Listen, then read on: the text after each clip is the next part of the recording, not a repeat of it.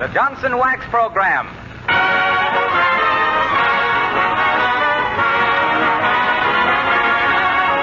The makers of Johnson's Wax and Johnson's Self-Polishing Glow Coat present Marion and Jim Jordan as Fibber McGee and Molly.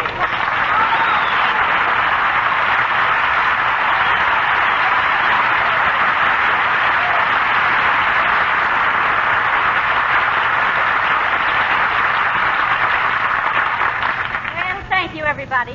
My, it's nice to be back. Well, it's nice to have you back, Molly. Well, what are you waiting for, Mr. Wilcox? I want to go to work. All right, Molly. We also have Donald Novis, the Four Notes, and Billy Mills Orchestra. The show opens with Fine and Dandy.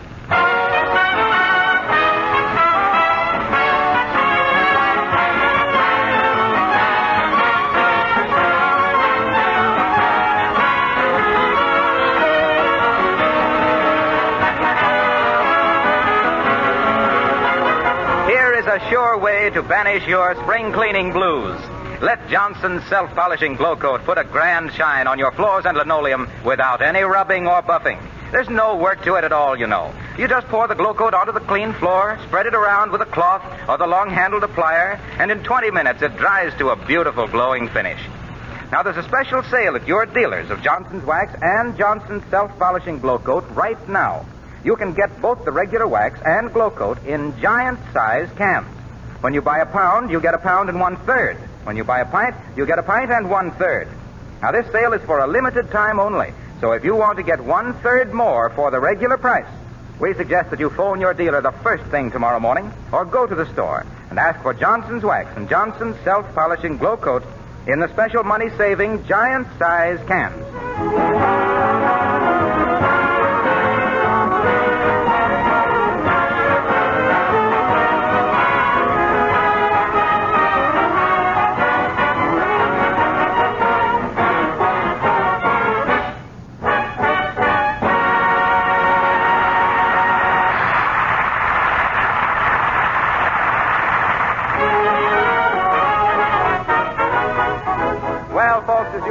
By now, Molly is home again.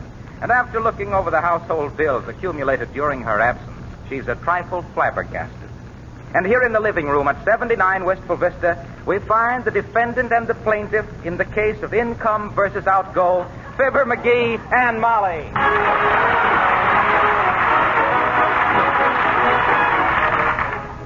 McGee, look at this milk bill.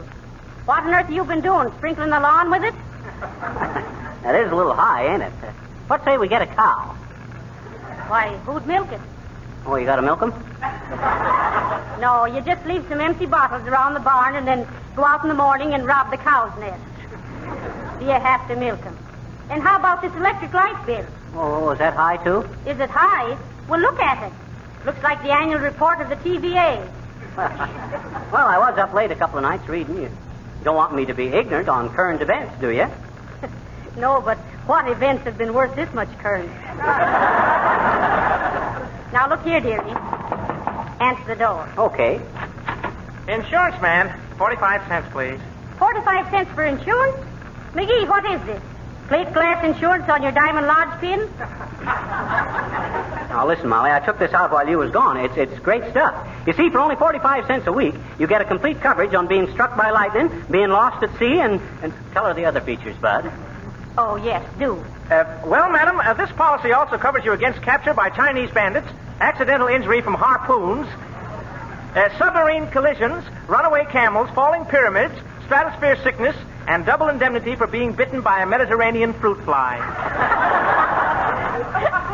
Imagine that, Molly, all for 45 cents. I wanted a clause in there to cover us against being knocked out by the Sunday paper, but that would have been another 10 cents a week. Well, oh, that's wonderful. Does it protect us against getting our fingers pinched in the encyclopedia? No, madam, that would require a physical examination. Shall I give him the 45 cents, Molly? Sure, give it to him. Then run out and round up a couple of Mediterranean fruit flies. Hungry ones, mind you. Here you are, Bud, 45 cents. Oh, thanks. You'll never regret this, folks. Why, just last week, one of our policyholders, a bellboy, collected $9.32 for getting his left ear caught in a keyhole. Well, I suppose if there'd have been twin beds in the room, we'd have got double indemnity. Well, good day to you, sir. You don't think I was wrong taking out that policy, do you, Molly? Oh, no, McGee. It was a lovely stroke of business. In fact, we can put in a claim right away. Huh? Claim on what? Capture by Chinese bandits. Huh? Look at this laundry bin. Oh, I don't think that'd work, Molly. My shirts couldn't stand a physical examination. They'd flunk the butt analysis. Don't you get it, Molly? I said they'd flunk. It ain't funny, McGee. Oh. But now let's get down to business. We've got to work out a budget. I'll keep the books. Swell. I'll run downtown and get a set of books and a sample budget. Shouldn't cost more than two. I'll answer, dearie. Okay. 79 Wistful Vista, Molly McGee speaking. To whom am I speaking with, please? Who? Mert who? Oh, that's Bert, the telephone operator, Molly. I'll talk to her. Oh, no, you won't. Huh?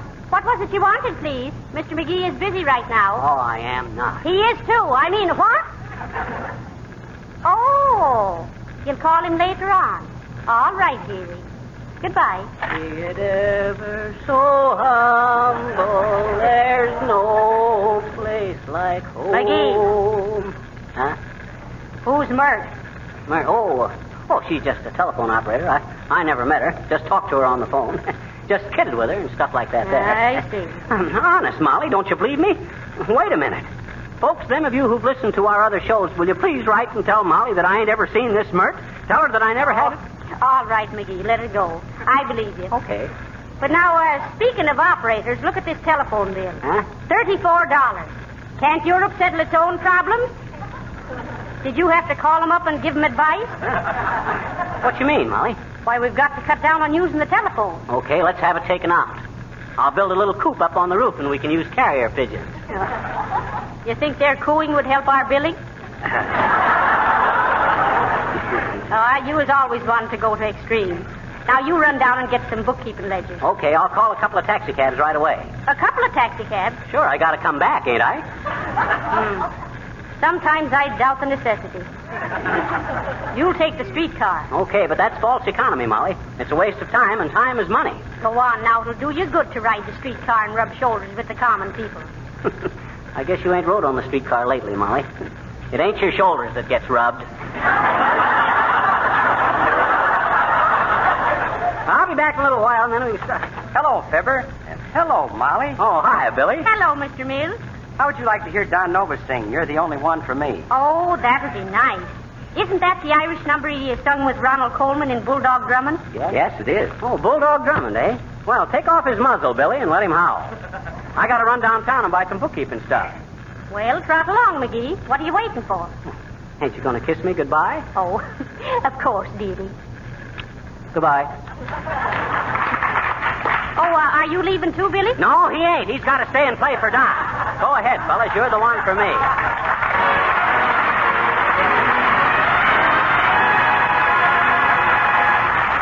I am a plain-spoken fella, no flowery language is mine.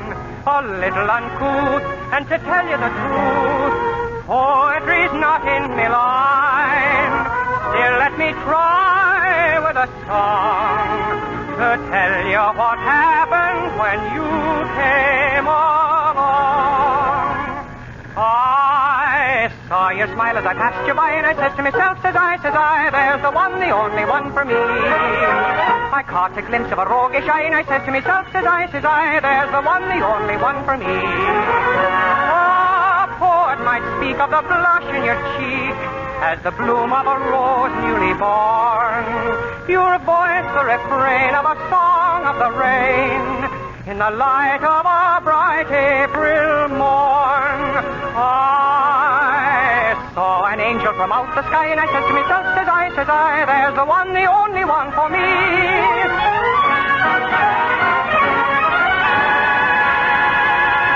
I'll not pretend you're the first one. I've courted a lassie or two.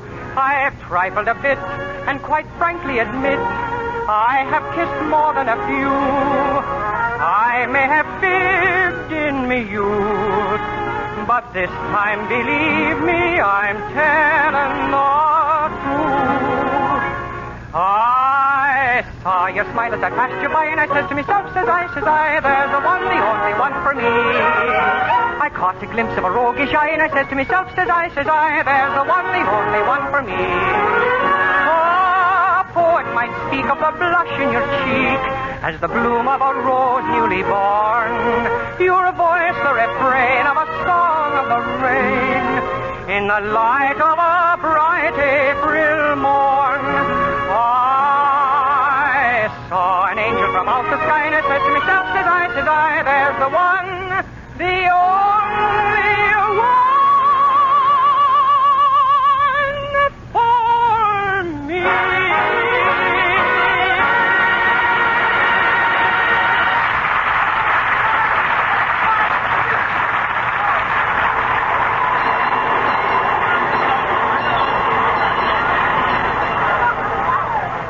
Kind of crowded in this car, Bud. Am I standing on your foot? I don't know, mister. Jump up and down once. Okay. Oh, yeah, that's my foot. Thanks. You're welcome. Hey there, Johnny. Did I collect your fare? Oh, are you the conductor, old-timer? I ride for half fare, you know. Hey. I says I ride for half fare. This is a broadcast, and radio is still in its infancy. That's pretty good, Johnny. But that ain't the... Hey, step 4 in the car, please. How was I saying, Johnny? Oh, yes. That ain't the way I heard it. The way I heard it. Excuse me, conductor. May I please have a transfer? You won't need none, daughter. Just tell the other conductor that Joe sent you.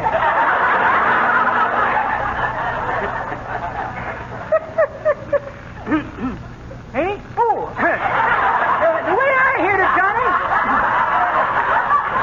One feller says to the other feller, see, he says, this Joe Louis does a lot of fighting, don't he? Yep, says t'other feller. He must get pretty tired of it. Why shouldn't he, says the first feller. To him, life is just one round of fighting.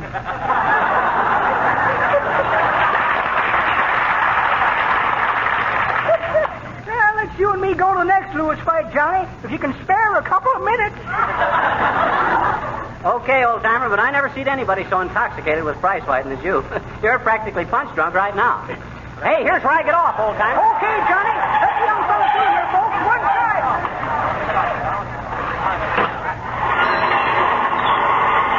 Whew. Wish I'd have been born rich. To me, a streetcar ride is just a mob scene parted in the middle. Well, what's the joke, Bud? Oh, nothing much. I'm an artist. Oh, you are, eh? One of your brushes tickling you? No, I'm a modern artist. You know, I paint those screwy-looking things, you know. Hey, they don't make any sense. Oh, I know, but what's funny about that? I just had an exhibition. And somebody bought one of them, the darn fool.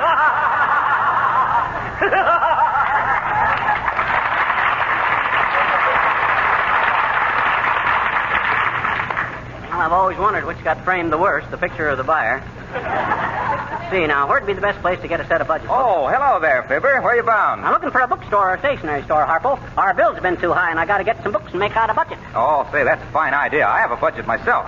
Oh, you have? You got it with you? Sure, right here. Take a look at it. Oh, that's very interesting. What's this item here? Entertainment, 20 cents.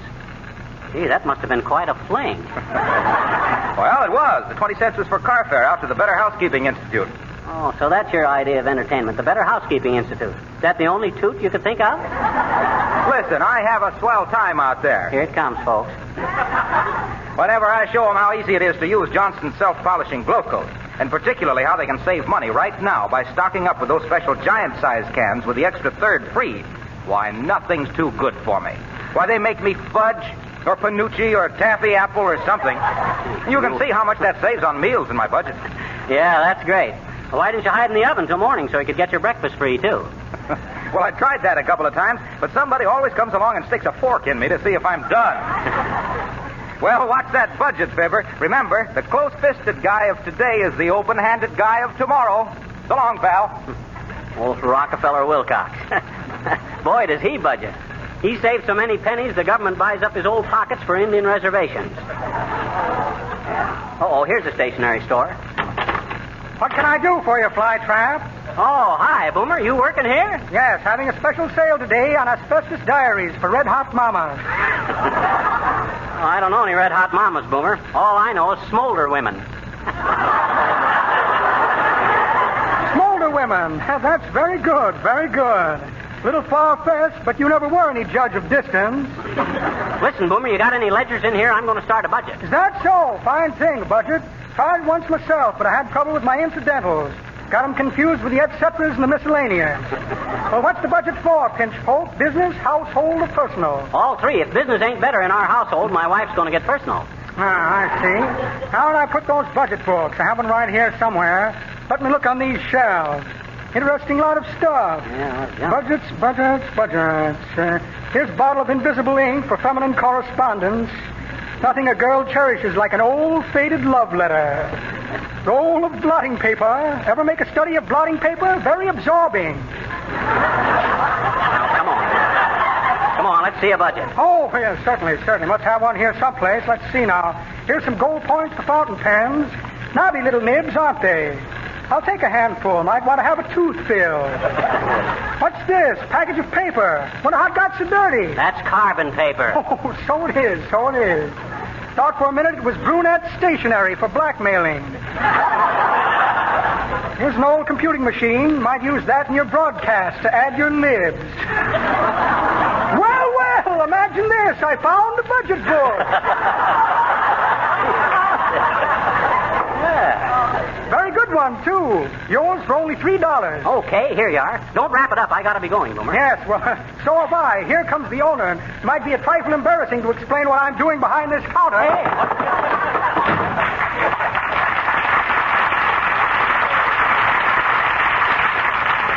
Can you imagine that? And I thought he was working in there.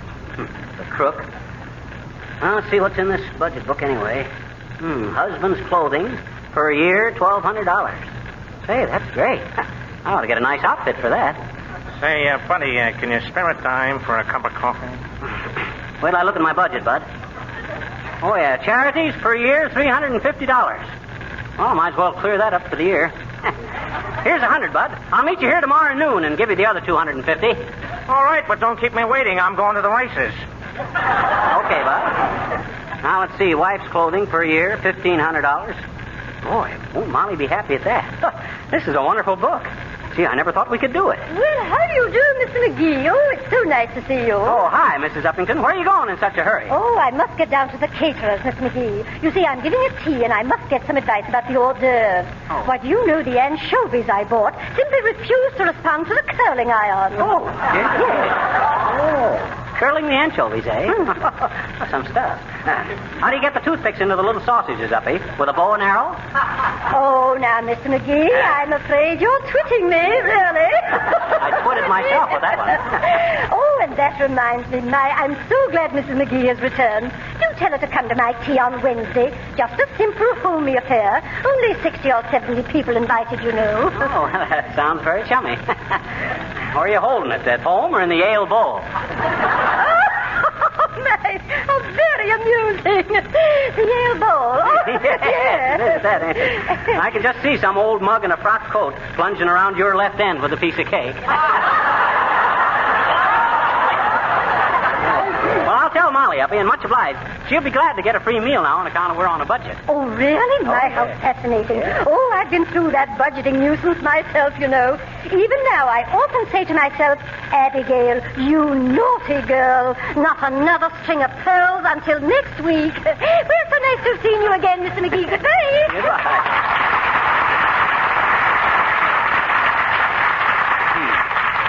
Not another string of pearls till next week. Wonder if she realizes how many oysters she's throwing out of work. I'll see this budget book again. Allowance for... Hello, Fibber. Started your budget yet? I just got the book, Billy. You see? And we're going to come out a lot better than we thought. Oh, that's swell. Yeah, for instance, according to this book, we can spend $3,600 a year for groceries. And our grocery bill has never been over $700 or $800 before. That's quite a saving, ain't it? Yes, you ought to finish the year with a mighty nice little deficit. I'll say so. And believe me, we ain't going to touch that deficit except in case of emergency. Where are you going now? Shopping. I'm going to buy our clothes for the whole year now and get it over with, see? This budget allows me $1,200 and Molly $1,500. That's more clothes than we ever had in our lives. That's wonderful, ain't it? And if it hadn't been for this little budget book, we'd have never been able to have done it. Can't you wait a minute? Hear the four notes sing the Hawaiian War Chant? No, I can't, Billy, but I got a lot of shopping to do, you know. But you go ahead and play it. Folks, the four notes singing the Hawaiian War Chant. Take it, kids.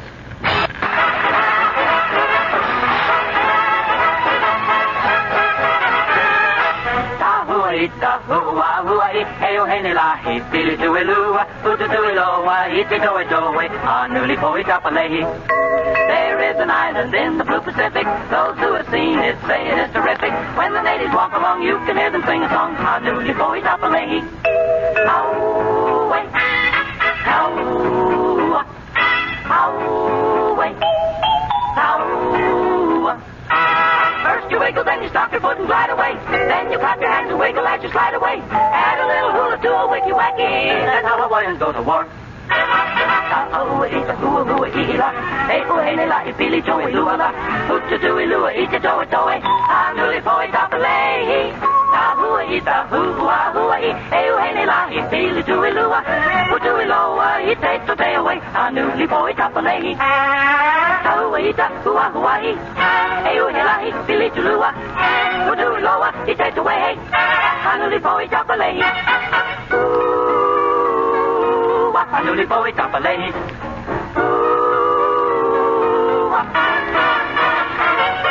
Kaita hua hua I. Eo hene lahi pili tu elua. Hutu tu iloa ite to e toe. Anuli poi tapalehi.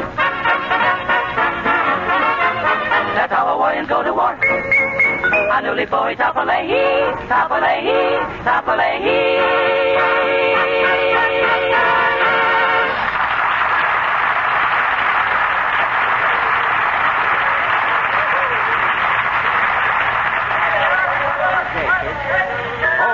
Shopping done for the whole year now. Gee, will Molly be tickled. $1,500 worth of clothes. Boy, I hope she likes her hat. Oh, hello there, little girl. Hi, mister.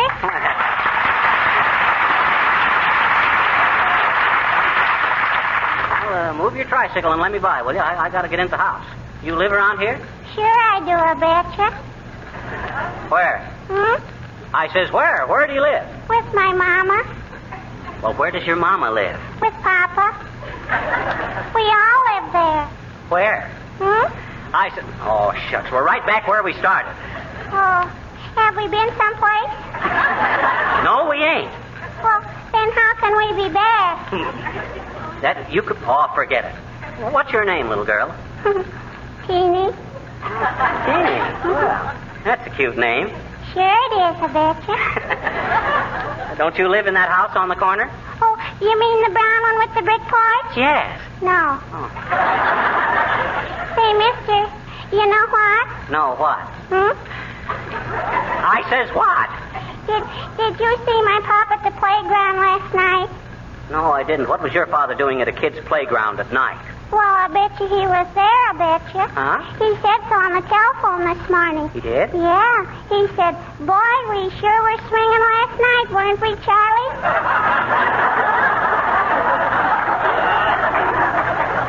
Where'd you say you live, little girl? Right over there.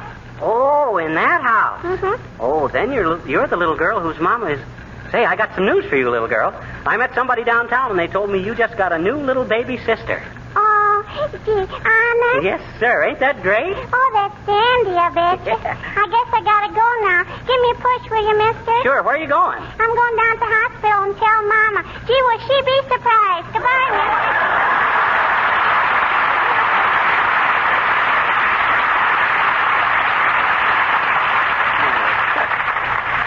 Bet her mom will be surprised, all right, but I never knew a surprise party yet that the host didn't know about long beforehand. Let's see, where'd I put that budget book now? Oh, yeah. Hey, Molly, I done it. I got the budget book, and that ain't all. What? I done all our shopping for the whole year. Boy, is that a wonderful budget. What? $1,500 for your clothes, Yeah. $1,200 for my clothes, charity $346. Hold it, McGee, hold it. Calm down. Heavenly day. Yeah, but look, Molly, look at this budget. It's marvelous. Quiet, Eagernut. There's something funny here. Let me see that book. Okay, here. You see where it says about the charity? McGee, Huh? this budget is for an income of $20,000. Why, sure. What? It is? You mean I got to make $20,000 this year to pay for all? Oh, well, what's the difference? I can handle it. I got the whole world ahead of me. Oh, you have you? Yeah. That isn't the world in front of you, dearie. What you mean? You're behind the 8 ball. Oh, sorry.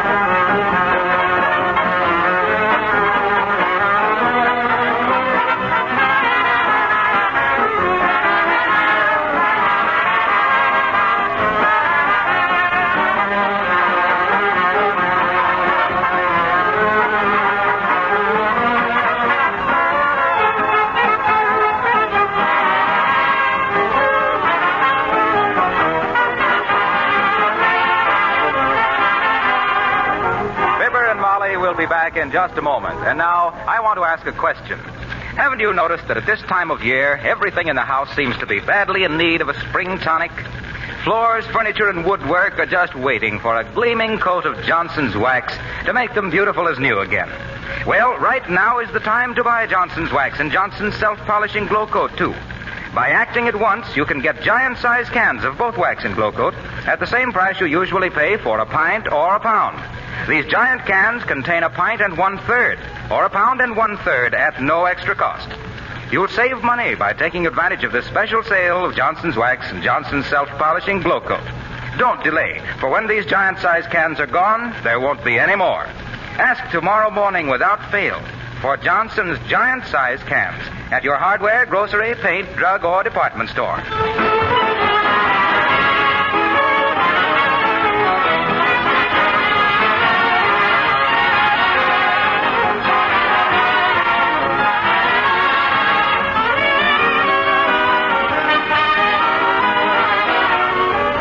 Hey, Molly. Yes? Are you still, do you forgive me for making a mistake and buying all that there silly stuff? Oh, sure. We all make mistakes, dearie. But now after this, don't be so extravagant. Well, I guess I have been at that. As Yes. Matter of fact, that ain't all. What? I got into a pretty stiff poker game the other night, too. Oh, why, that's terrible. I won $13. Oh, that's wonderful. Good night. Good night, all.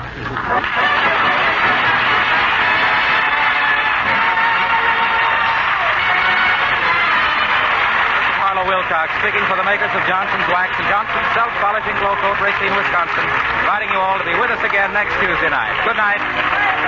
This is the National Broadcasting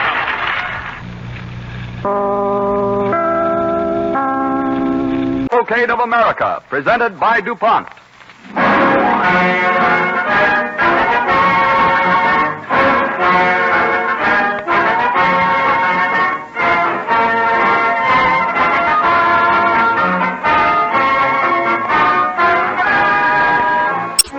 Today is Texas Day for the Cavalcade of America, presented by DuPont.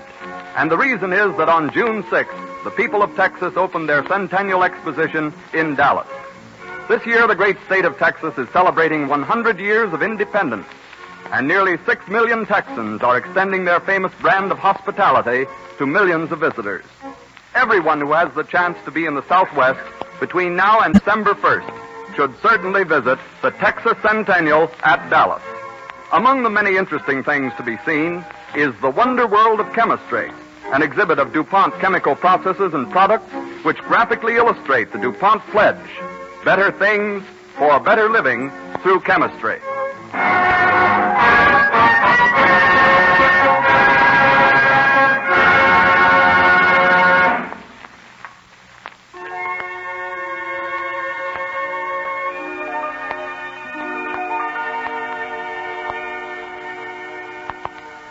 The DuPont Cavalcade Orchestra plays as an overture a special arrangement of 3 Texas songs: Ride, Ranger, Ride, Green Grow the Lilacs, and the Ranger's Song from Rio Rita.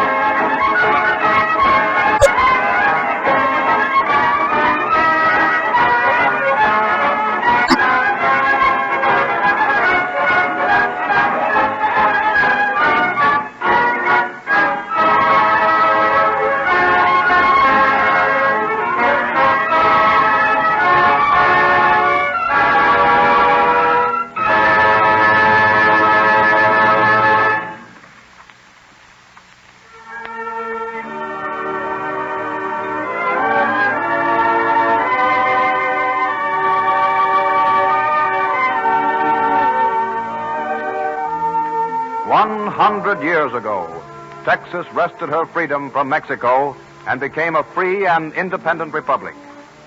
This evening, the Cavalcade of America salutes the people of Texas and, as a tribute to their achievements, presents historic scenes from the life of a man who perhaps more than any other deserves the name which a grateful posterity has bestowed upon him, Father of Texas, Stephen Austin. But although Stephen Austin is known as the father of Texas, it was his father, Moses Austin, who first dreamed of colonizing Texas with the sturdy American settlers who were pushing westward. On a hot day in the year 1820, he presents a petition to Martinez, the haughty Spanish governor of San Antonio.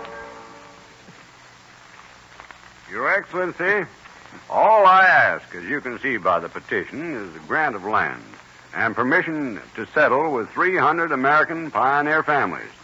As I said before, you need these settlers to hold Texas. And as I said before, Senor Austin, no. I have no intention of granting your petition. But, Your Excellency... You are wasting my time, Senor. Capitan. Your Excellency. Escort Senor Austin to his lodgings. My orders are that he leave San Antonio at once. Remain with him until he is safely beyond the Texas border. Your Excellency. I'm sorry, Your Excellency. If you change your mind... I never change my mind. Come, Senor, you have heard the orders. This way, please. Yes, I know. My mission is a failure, so might as well leave. Nothing more for me to do here. You are most unfortunate, Senor Austin. You have spoken to the governor when he is in a very angry mood. Well, I gave him no cause to be angry. He needs settlers to hold this country. I offered him settlers, and good ones, but he refused. But perdóneme, senor. You did not make him angry. It was his cook. Oh, what'd the cook do? It was a pig. Oh, the cook made a pig of himself. Oh, no, senor. The cook was not a pig.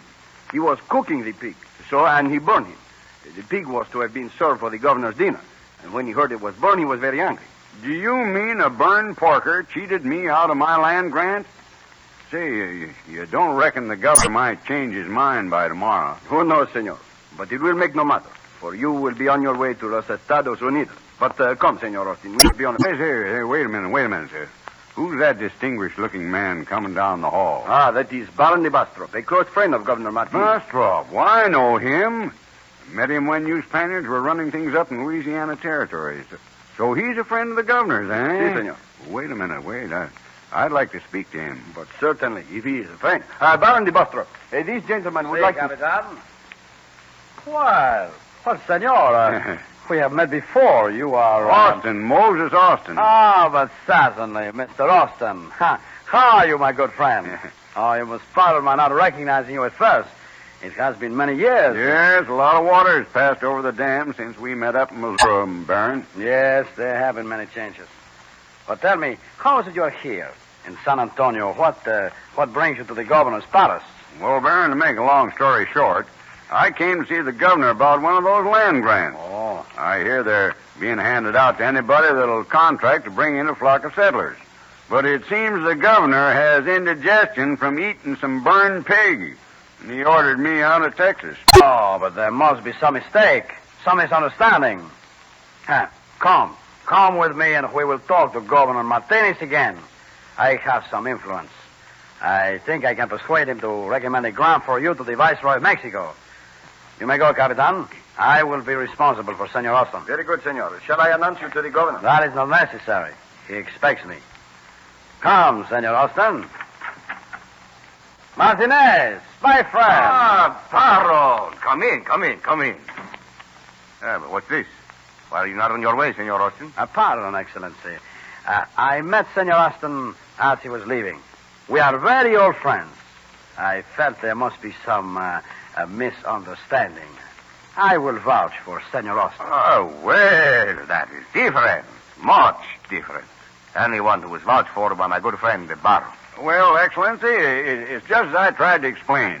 If you'll see that I get the land grant, I'll guarantee to bring in American settlers. Now, you need settlers to fight off Comanches, Plains Indians. Yes. We need settlers if we are to hold Texas. I will recommend your grant. This very day, I will send a special courier to the Viceroy in Mexico City.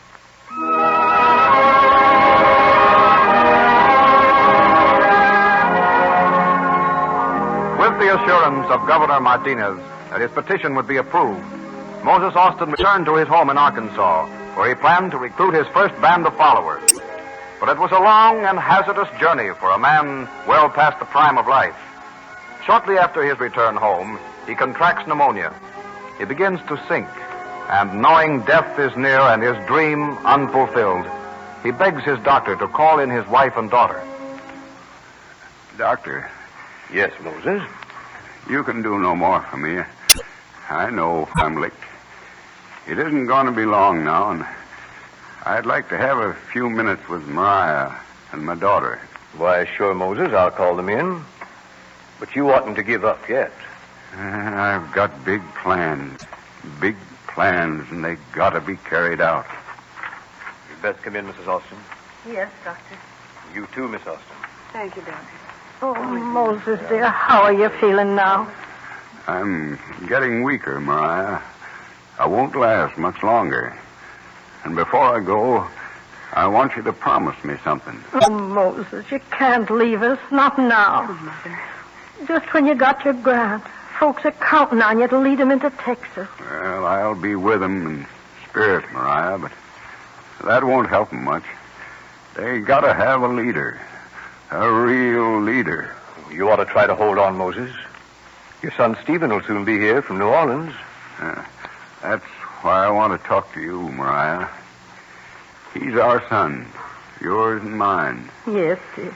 We've made all our plans to meet in Nacogdoches next month. He's bringing some settlers from New Orleans. Yes, Moses. You got to promise me you'll meet him. Tell him he's got to take my place. Carry on for me. Take up the grant. Promise me, Mariah. Promise me you'll make Steve carry on. I will, Moses. Stephen will carry on.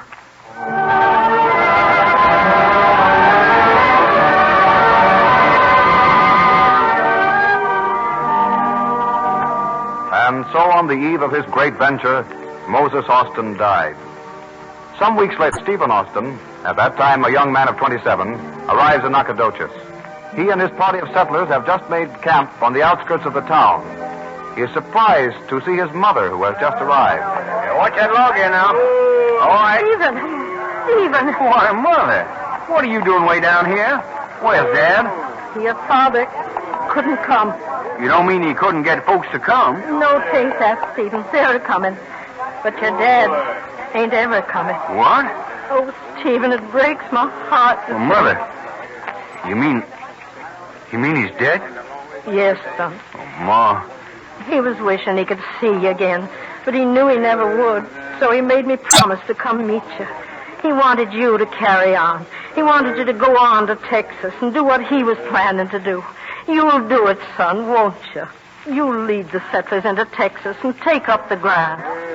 It's a mighty big job. I don't know. It's kind of staggering. I'd counted on Dad. We all did.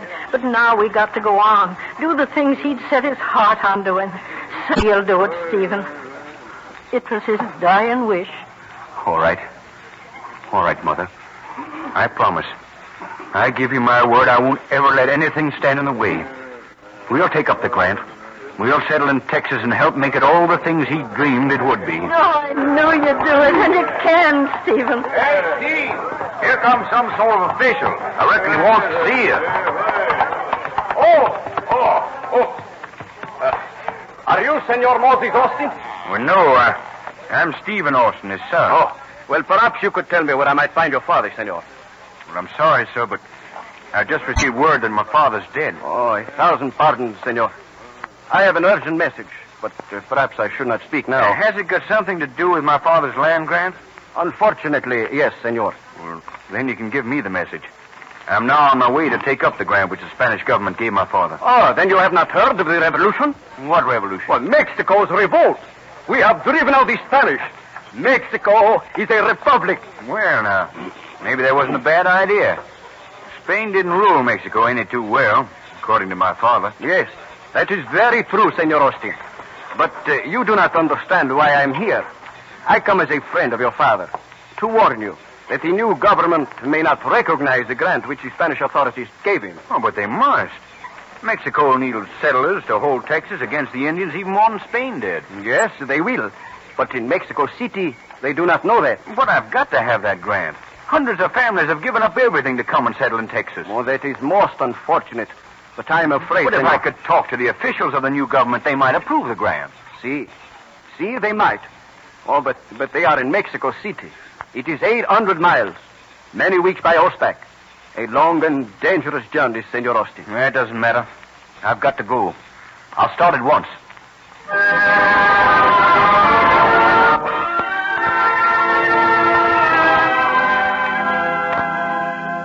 Stephen City was not in vain. His father's grant was confirmed. A vast coastal tract bounded by the Brazos and Colorado rivers. In 1833, 5,000. But conditions in Mexico remained chaotic, and Texas was the pawn of every faction. The land grants were constantly threatened, and finally framed a petition to the Mexican government requesting that Texas be made a separate state. Stephen Austin was delegated to go to Mexico City. Riding south, he stops for the night at the cabin of one of the settlers. The settler and his questions. Things ain't looking none too good for us, Mr. Yes, I know. Things are pretty much the same all through the settlements. I don't know, Mr. Austin, which is the worst, the Indians or the Mexican revolutionists. You can't rightly call them revolutionists, Miranda. One week they're the rebels, and next they're the government. I reckon we get more of them than the folks up Brazos way. Oh, it's bad up there, too. That's why we called a meeting. That's why I'm on my way to Mexico City now. You going all the way to Mexico City? Yes. Carrying a petition from the people of Texas, asking that we be allowed to have our own local government, collect our own taxes, set up our own defenses against the Comanches. That's what we need most of all. The Mexicans ain't ever been no match for them pesky Comanches. Did you hear about how they wiped out that whole settlement up to Colorado? Scalped every man, woman, and child, and run off all the cattle, and burned the place right down to the ground. Yes, we heard about it. Things like that just can't go on if we're ever going to hold this colony. If we only had a small band of fighting men with good, fast horses, we could deal with the Plains Indians ourselves. We're planning on organizing something just like that. But, we can't do it unless the Mexican government makes us a separate province. Petitioning ain't going to do no good. You mark my word, Mr. Austin. We ain't ever going to have no law and order. We ain't ever going to be sure our homesteads till we run them Mexicans slam-bang across the Rio Grande and set up a free country for ourselves. We're not strong enough for that. There's only about 35,000 Americans all told. No. We got to hope for a peaceable settlement. Yeah, but who do you reckon that could be riding here in such an all-fired hurry at this time of night? Do you reckon it could be our boy Lance? I don't expect so. He went up the river looking for stray cattle. Didn't figure getting back before tomorrow night. Oh, it is Lance. Hey, Paul, get your rifle and come on. What's doing, son? Comanches, about 50 of them. Are they coming this way, Lance? No more. They're swinging north, heading toward the folks on the branch. What? Howdy, Mr. Austin. Howdy, Lance. Say, we're going to give them Redskins a surprise this time. Yeah, that settles it. I'm pushing on to Mexico City. I see now there's no time to waste. We've got to get the right to organize and protect ourselves before we're wiped out.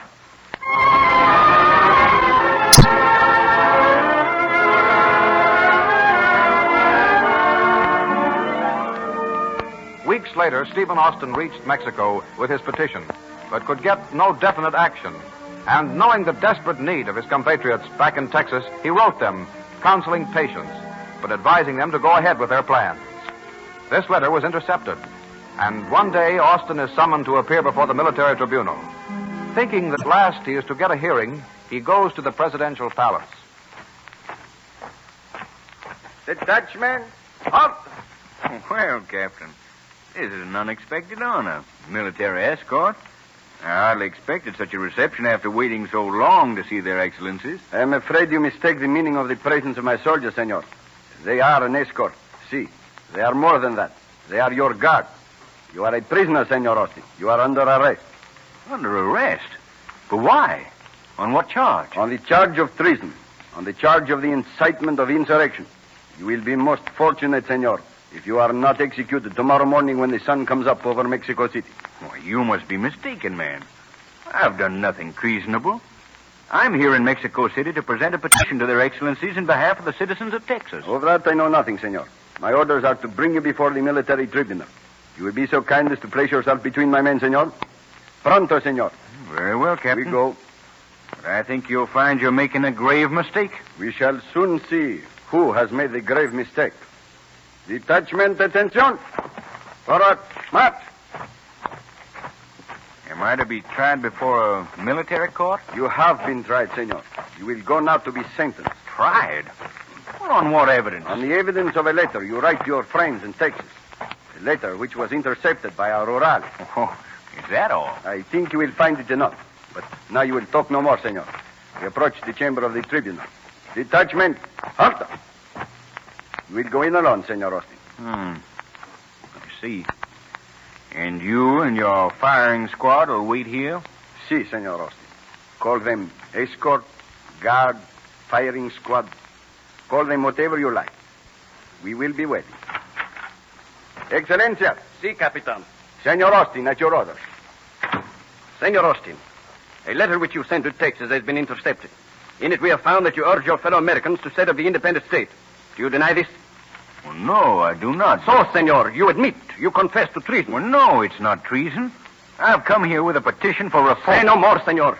This letter and your own confession convicts you. For this you should be shot. But you are fortunate in having friends in Mexico City who think it unwise. So instead you will go to prison. To the dungeons of Mexico City. Why, this is an outrage. I've done nothing. How long do you intend keeping me there? Who knows, senor? So much depends on how long you live. For most, it is not so long. The cholera is very bad.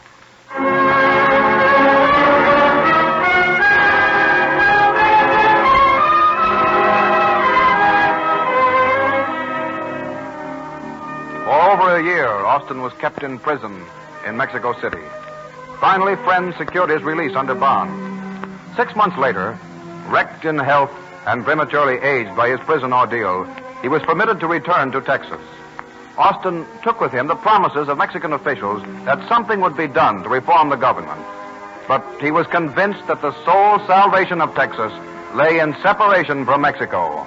And on May 2nd, 1836, a convention of Texans meets at a settlement on the Brazos. It is a momentous day for Texas. Present are Stephen Austin, Sam Houston, and Burnett.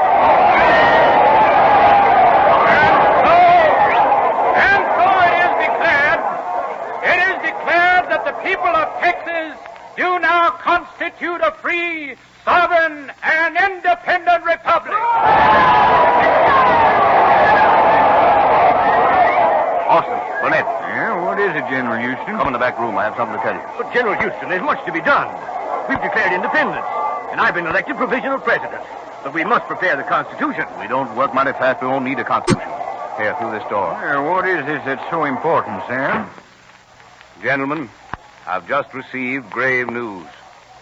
The Mexicans have taken the Alamo. What? The Alamo taken? Travis and his entire garrison have been wiped out. When did it happen, Sam? Are you certain? Yesterday. 2 Mexicans rode into town an hour ago and told me. And every man in town will know. Well, there'll be a panic. No, I've arrested the 2 of them as spies. The news mustn't get out until I've recruited men. Santa Anna and his army will come this way. They'll come to finish the job, and we must be ready for them. Well, we'll have to move our headquarters then. Yes. It'll be safer at Harrisburg. We must form a government the nations of the world will recognize. Otherwise, we're nothing more than a band of rebels. Well, that's your job, yours and Austin's. Mine's fighting to keep the freedom we've declared rightfully ours. You'll recruit your army, Sam. We'll get recognition. We'll back you up. You ought to go to Washington, Austin. They know you up there. We're Americans, and they'll help us. Yes. Yes, that's one of the first things we've got to have. Recognition of the nations of the world. And if Washington will recognize us as a free and independent republic, the others will follow suit. Then you'll go, Austin? Sure, he'll go. Ain't Steve always put Texas ahead of anything else in his whole life? I'm going out there. You can't lead an army till you got one. General Houston! General Houston! Come in, man. General Houston! The Mexicans are coming, General Houston. They're coming this way. Santa Anna's lost no time. Well, let him come. We'll show him what the free and independent Republic of Texas can do.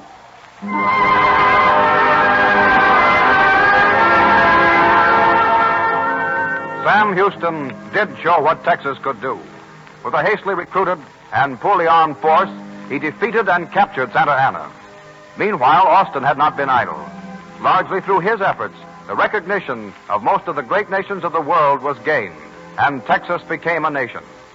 But the pioneers of Texas were Americans. Their sympathies and their common destiny were bound up with that of the United States. 9 years later, they took their place, beginning a long and illustrious career under the American flag. In the swift years that have passed, the people of Texas have more than fulfilled the dreams of the Austins. The names of her builders are legion, and she has contributed her full share of the nation's famous men. Heroes of Texas, the Cavalcade of America salutes you.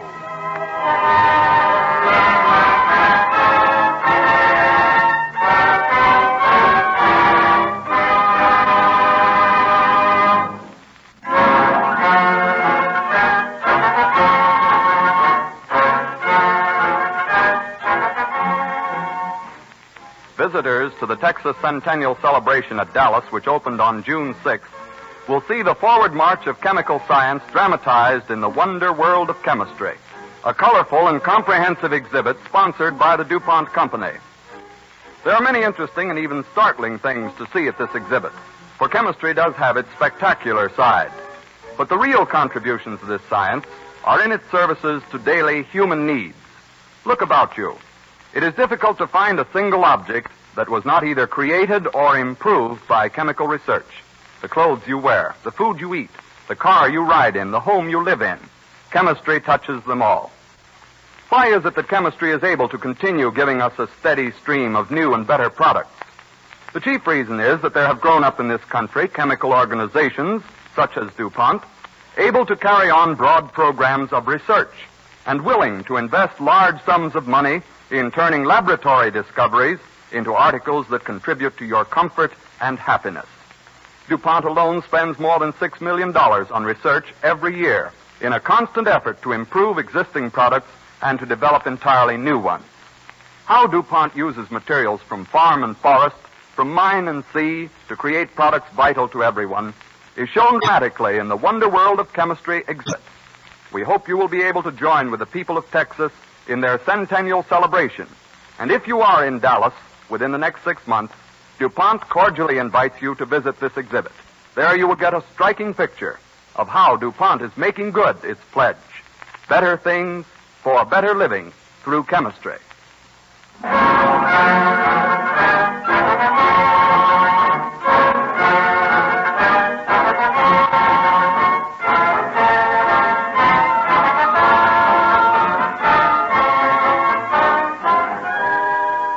Steamboat Builders, stories of John Fitch, Robert Fulton, and Eliphalet Knott will be broadcast next Wednesday evening at this same time when DuPont again presents The Cavalcade of America.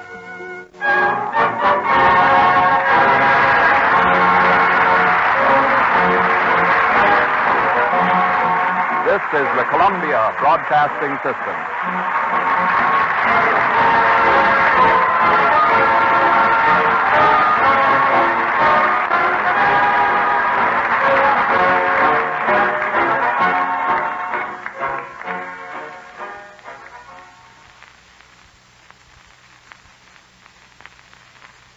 WABC, New York.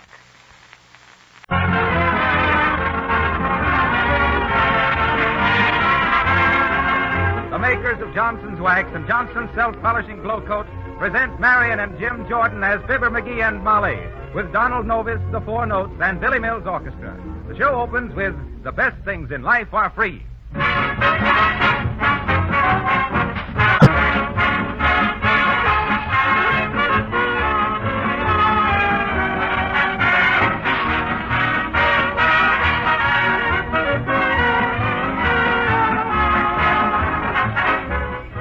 When you come indoors after a walk in the sunshine, does your home look as bright and cheery as you'd like to have it? Do your floors sparkle with a lustrous polish? If not, you'd better put some Johnson's Self-Polishing Glow Coat on those floors, and on your linoleum, too. There's no hard work to it, no rubbing or buffing. Just spread Glow Coat lightly over the surface, let it dry for 20 minutes, and then see the beautiful glossy polish, protecting your floors from dirt and wear. Now, there's a special sale right now on Johnson's self-polishing glow coat and Johnson's wax in giant-sized cans containing 1/3 more than the regular sizes. When you buy a pint of Johnson's wax or glow coat, you get a pint and 1/3. When you buy a pound, you get a pound and 1/3, and the 1/3 is free. Now, the supply of giant sizes is limited, and they're going fast. So see your dealer the first thing tomorrow morning. Ask him for the money-saving giant-sized cans of Johnson's wax and Johnson's self-polishing glow coat.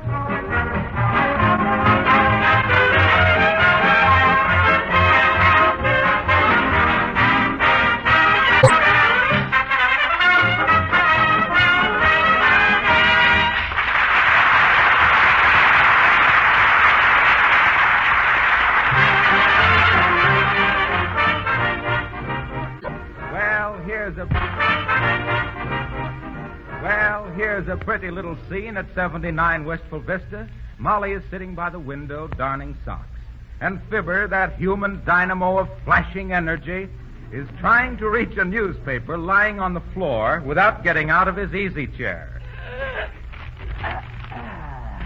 Aha! He makes it. And that, friends, is the picture we present tonight of Fibber McGee and Molly.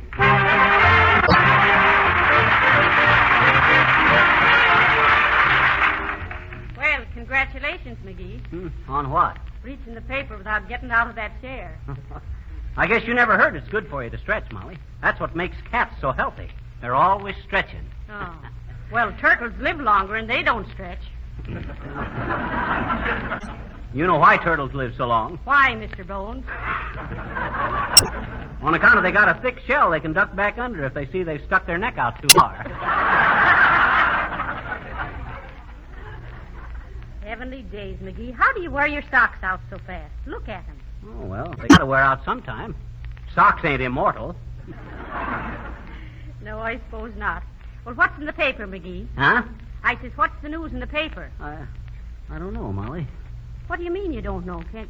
Why, McGee, what's the matter, darling? Why do you look like that? There's something the matter with me, Molly. The type is all blurry. Oh. I can't make head nor tail of it. It all runs together. Well, maybe you need glasses, dearie. Oh. You been having any headaches lately? No. Well, yes, I have. I had a terrible one the morning after that party at the Elks Club. I know, but that wasn't from any lack of glasses.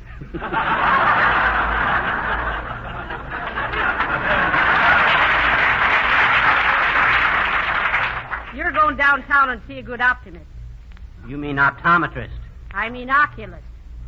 Maybe you mean optician. I mean a man who examines you for glasses, ignorant. I don't want to wear glasses, Molly. This is just a temporary condition. Oh, yeah? That's what my grandfather said when people stopped buying his buggy whips. You know what you got? No. You got a pygmastism. You really think I have? A pygmastism is pretty bad, ain't it? Why, it's terrible. Get your hat now. You're going downtown for some glasses. Oh, Molly, let's wait a while. My eyes is all right if I rest them. Now, come on, dearie. You worry me. Oh, shucks. Besides, you look real distinguished in spectacles. Say, I bet I will at that. I'll get me a pair of the pinch nose kind with a black ribbon. People will probably think I'm a banker. I don't care if you get them with blinkers on so they'll think you're a horse, but get them. I wonder how you locate a good eye doctor. I'll ask information on the telephone. Hello, operator. Say, who's the best eye doctor? Oh, is that you, Mert? It's Mert, Molly. Get to the point, gossip. Hello, Mert. Say, you know a good eye doctor in town? Who? Oh, Dr. Gildersleeve, eh? Where's his office? 14th and Oak. Well, thanks, Mert. How's everything with you? What? Your cousin? What? Oh, that's terrible. Oh, my. Where'd it happen, Mert? What? Oh, Princeton, eh? Oh. Oh, I'm sorry to hear that. He was a nice guy, too. Oh, my. Well, don't take it too hard, Mert. Oh. And thanks for the information. So long, Mert. What was that, McGee? She lost her cousin in an accident. Oh, dear. He was a college student. Oh, what happened? He got swallowed by a goldfish.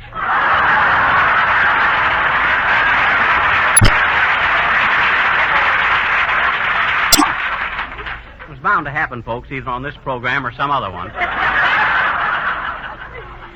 And we promise we'll have no more goldfish jokes, folks. Yep. We hereby sign the Guppy Pledge. Hello there, Johnny. Hello, daughter. Want your pictures took sitting on a pony? No, we don't. Me? She says, no, we don't, old-timer. We don't like them trick pictures. Not since somebody's seen our wedding picture with me sitting down and Molly's hand on my shoulder. Yeah. And they tried to book us for a ventriloquist act. That's pretty good, kids. But that ain't the way I heard it. The way I heard it, one feller says to the other feller, see, I can't go to the Kentucky Derby next week. Lost too much money on the horse last year. Is that so, says the other feller. Was he a favorite in the winter book? Must have been, says the first feller. He run like he had snowshoes on.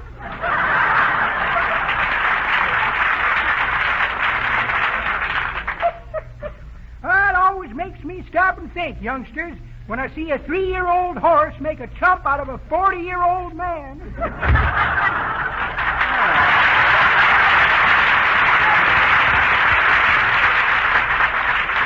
The old duffer's got something there, Molly. That's the way it is with all the horses I ever bet on. If they see it's going to be a photo finish, they stop and pose.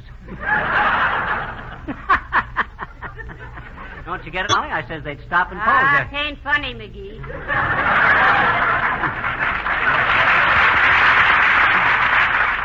Shucks, I rather liked it. Oh, yeah. Say, listen, are you going to go down and buy you some glasses?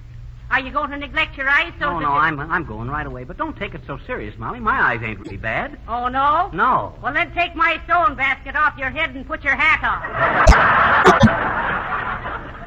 I thought that brim seemed kind of narrow.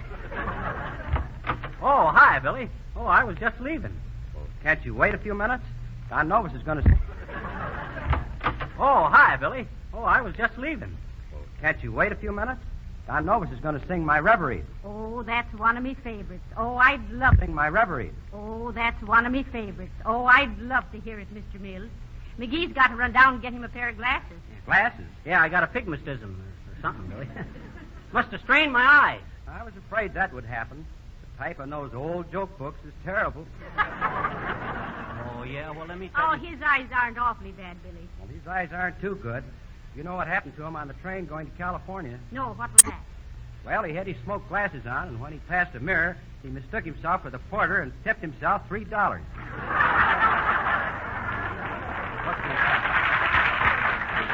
I never done no such a thing. Why, of course you didn't, dearie. No. Not $3. Now, you run along whilst I listen to Mr. Novus sing the reverie. All right. Well, see you later, Molly. So long, Billy. Take it, Don.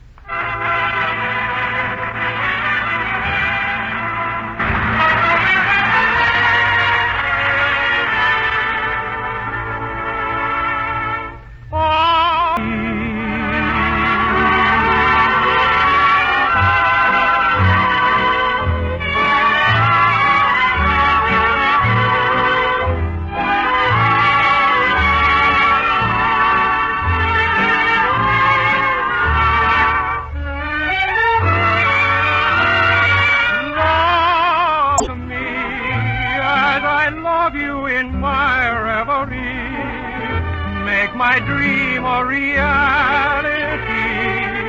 Let's dispense with formality. Come to me in my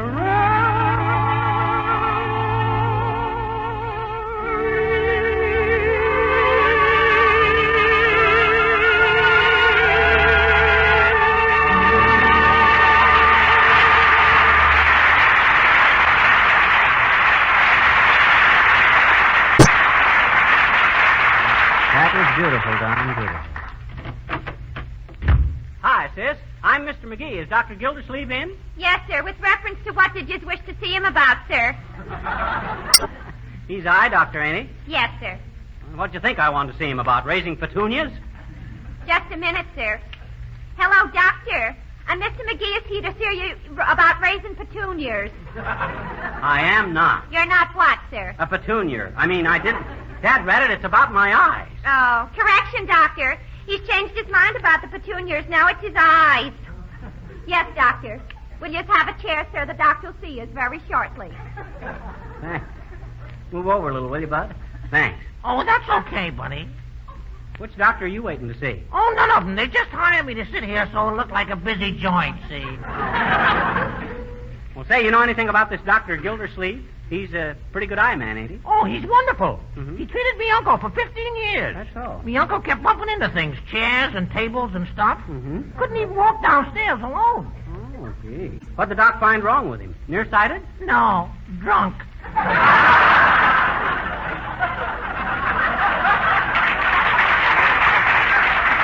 After 15 years, huh? Well, that was a snappy diagnosis. Good thing your uncle didn't have the 7-year itch. Yeah. Hey, what's your trouble, buddy? I don't know. Touching pygmastism, I think. You don't mean a pygmastism. You mean a strigpomism. That's what I says, a prismastigum. Yeah. Hey, nurse. Yes, sir. Can the doc do anything about black eyes? Oh, yes, sir. We can fix them right up, sir. That's swell. My girl's got black eyes, and I like blue ones better. I'll send her in.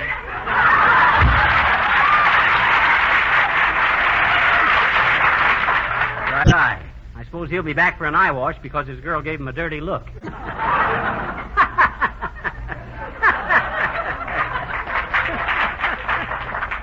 what you laughing at, mister? Oh, hello there, little girl. Hi. You waiting to see the doctor, too? Sure. Nothing serious, I hope. Sure. Sure what? Oh, skip it. Is something wrong with your eyes? I hope you ain't been reading in bed too much. Oh, you mean stories like Mother Goose and Jack and the Beanstalk and Little Red Riding Hood? Yes? No. Oh. Well, then what is the matter with your eyes? Oh, I bet you there's nothing the matter with them, I bet you. Well, then what you waiting to see the doctor for? Well, gee, mister,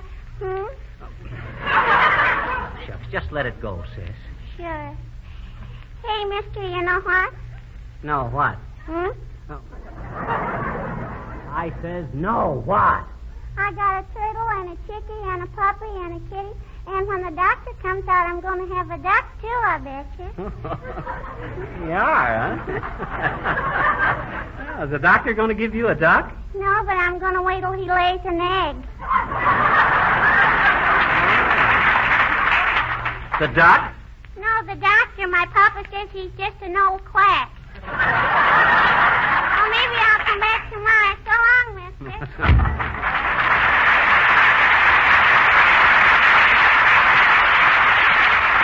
I hope this doc ain't a quack. Hey, nurse. Yes, sir. What's Doc Gildersleeve's first name? Donald. Oh, dear. I was afraid of that. I don't seem to be able to... I tell you, Doctor, I feel like a new woman. And to think I never thought of that treatment myself. Thank you so much, Dr. Wilcox. Dr. Wilcox? That's quite all right, Mrs. Jones. And remember, no heavy housework. You keep on using the Johnson's Glow Coat I prescribed for your floors and linoleum. Just pour out a little and spread it around with the long-handled applier, and I promise you, you'll never have that backache again. It's a marvelous treatment. My floors look simply wonderful. And Johnson's Glow Coat keeps floors from wearing out, too, doesn't it, Doctor? Yes, indeed, Mrs. Jones. But we're just as much interested in keeping floors from wearing out people as we are to keep people from wearing out floors. Listen to that guy, will you? When he was a bouncing baby, they didn't know he'd grow up into a medicine ball. And another thing, Mrs. Jones. Oh, there's more. Mrs. Jones, you've been worrying too much about your budget. I'd suggest you get some of those special giant-sized cans of Johnson's Wax or Glow Coats with the extra third free before they're all gone. Oh, thank you, Dr. Wilcox. Don't mention it, Mrs. Jones. They're all gone. Oh, thank you, Dr. Wilcox. Don't mention it, Mrs. Jones. Hey, Harpo. Oh, hello, Fibber. Hey, what is this? Thank you, Dr. Wilcox. Don't mention it, Mrs. Jones. Sounds like Gallagher and Sheehan in an ambulance.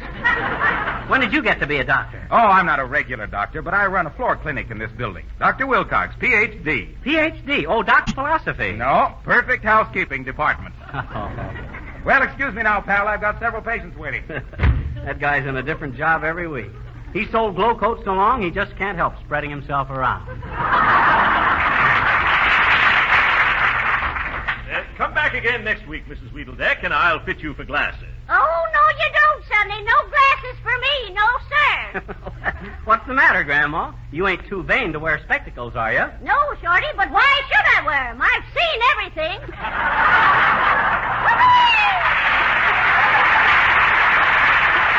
out of here. I'll be late for my parachute jump. Woohoo! Well, merry old soul, but a little run down. You ready to see me, Doc? I'm in a kind of a hurry. Oh, certainly. Come in, Mr. McGee. Okay, Bud. Now then, just what seems to be the trouble? Well, I got a pigmatism or something. I tried to read a newspaper this morning, and the type got all blurry and run together. Is that so? Probably a slight conjunctivitis of the inferior corona. Close your eyes tight. Okay. You see anything? No. Very interesting. Any history of eye trouble in your family? Only my cousin Sanford. Blondes made him wink. Oh, yes. Well-known disease. We call it peroxidus flirtatious. One usually outgrows it, though. Now, just sit here a moment while I adjust the pupillometer. Steady now. Okay, Bob. Oh, splendid. What is it? They turned on my current again. Somebody must have paid my light bill. Now, while I hold my hand over your left eye, McGee, you read the top line on that chart over there. Ready? Yeah. What does it say? It says MKNPGXBT. Very good. Now the other eye. Read the same line. MKNPGXBT. Oh, boy, my eyes are worse than I thought. I read it twice, and it still don't make sense.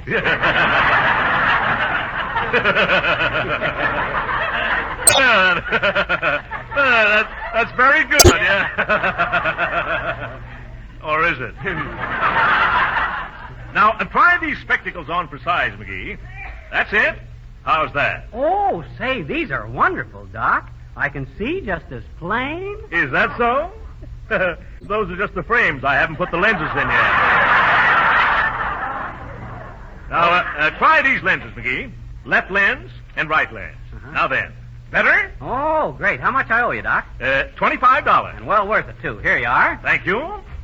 Come in again next week, McGee, and we'll check your reaction. Okay, Doc. Boy, these are wonderful glasses. Why, I can see a guy out the window there, and it looks like I could just reach right out and touch him. Yeah, you can. That's the wind washer. Yeah. Good day, McGee.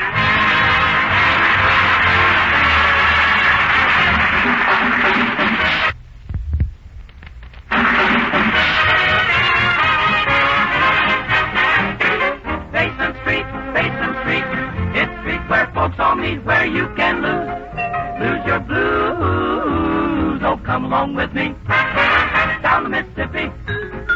We'll take a boat to the land of dreams, steam down the river down to New Orleans, and there meet us, old friends greet us. There the dark and light folks meet, heaven on earth they call it Basin Street. Basin Street is the street where the elite always meet in New Orleans, land of dreams. You never know how nice it seems just to be there with me. We're welcome free, yes sirree, where I can lose my Basin Street blues. Oh, that's the street, yeah, it's the street where light and dark folks always meet. Oh, wow.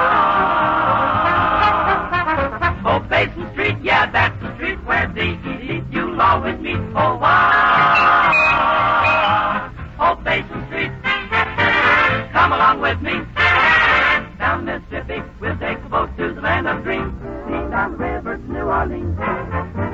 Fans to meet us, friends to greet us. That's where the dark and light folks meet. They call it Basin Street, Basin Street, Basin Street. It's the street where folks all meet, where you can lose the blues, the blues. Lose your blues on Basin Street.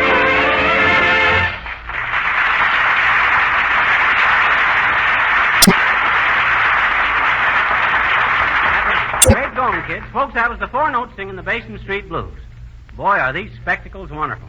Probably changed my whole appearance, too. I bet nobody recognizes me in these new spectacles. Oh, how do you do, Mr. McGee? Oh, sure. Oh, lovely day, isn't it? Oh, hi, Uppy. Yes, it is now, but it looked kind of bad for a while when I thought my eyes was on the bottom. I gotta wear these glasses. Oh, really? Yes. Well, I should wear them myself, you know. But I think it ages a girl so, don't you? age a lot faster if you can't see where you're going, Uppy. Besides, I seen you at the theater the other night with glasses. You had them on a little stick. Oh, yes, my lorgnette. Oh, what's the idea of the handle on them? Your nose tender? Please,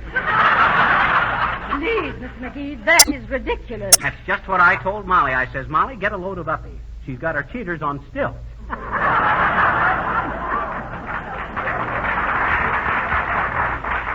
Well, Horatio thinks they're very distinguished. And, of course, they are quite de rigueur at the theater. Quite what?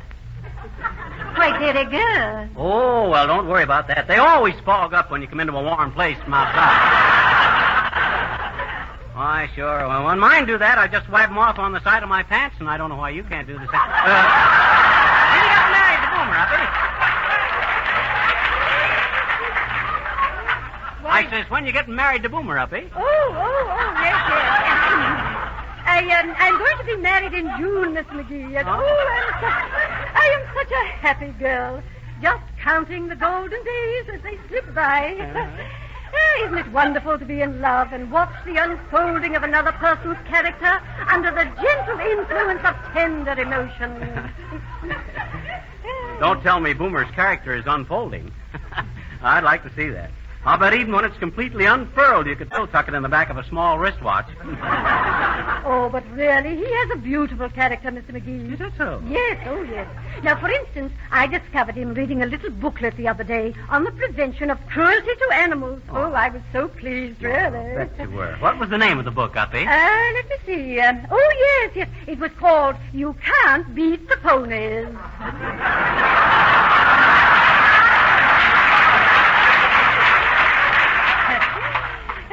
Just as if anyone would want to beat a dear little pony. But you see, Mr. McGee, it's just those little things which make me so sure of Horatio. Or do you think I'm being just a silly girl? Oh, well, it's so nice to have seen you, Mr. McGee. Goodbye. Goodbye. So long, Uppy.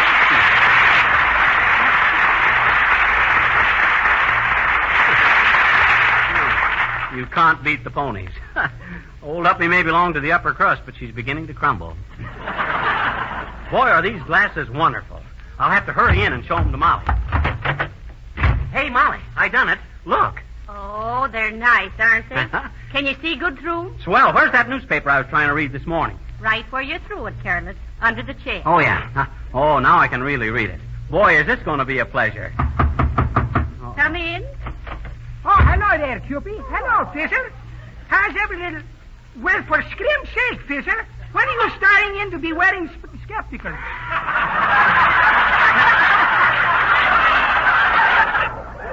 Spectacles, Nick. I just got them. Pretty doggy, eh? Yeah. His eyes were getting a little weak, Mr. DePopolis. Yeah. They look nice on him, don't they?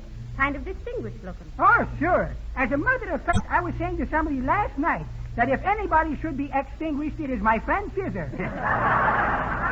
You mean distinguished, Nick. Extinguished means to get put out. Well, for once, yes, I know what I'm talking about then, if I know what you mean. But all of the kidding over on one side, Fisher, those skepticals are very big-going to you.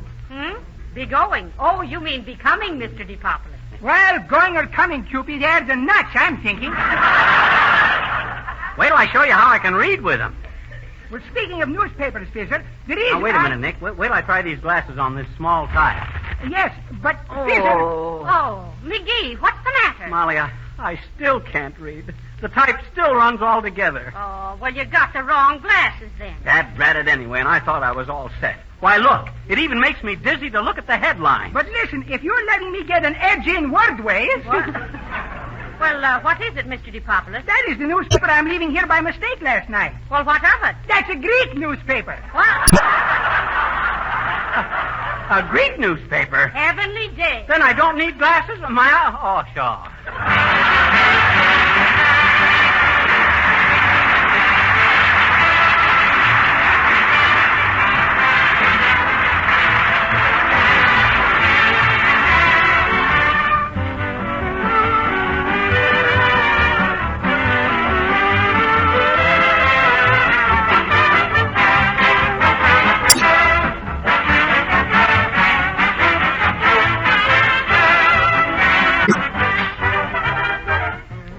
Molly will be back in just a moment. And now, may we say this. It's music to the ears of any woman to hear compliments on her housekeeping ability. And if you want your friends to say nice things about your home, here's what to do.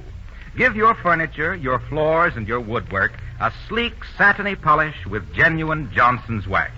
This real wax brings out the beauty of the wood, keeps everything spick and span, cuts dusting in half. Millions of thrifty housewives are buying a supply of Johnson's wax and Johnson's self-polishing glow coat during the special sale of giant-size cans, now in progress.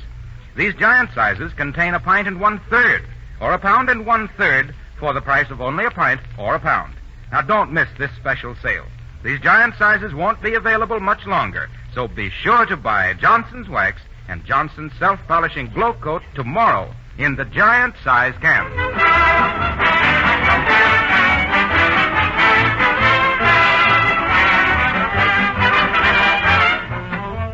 Folks, we want to extend our congratulations and best wishes to the Johnson Wax people in Racine, Wisconsin, who this week opened their beautiful new office building designed by Frank Lloyd Wright.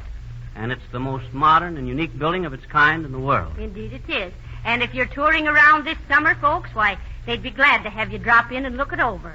It's well worth a visit. Yeah, and while you're there, if you should happen to remember that you need some glow coat or some furniture polish... McGee. Huh? Oh, good night. Good night, all.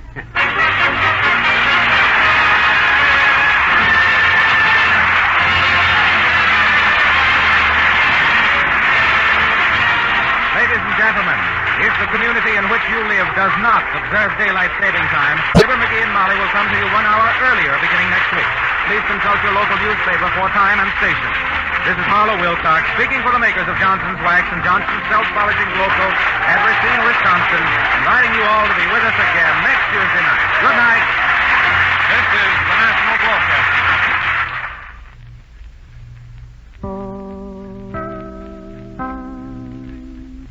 In this drama are fictitious. Any similarity to actual persons, living or dead, is purely coincidental.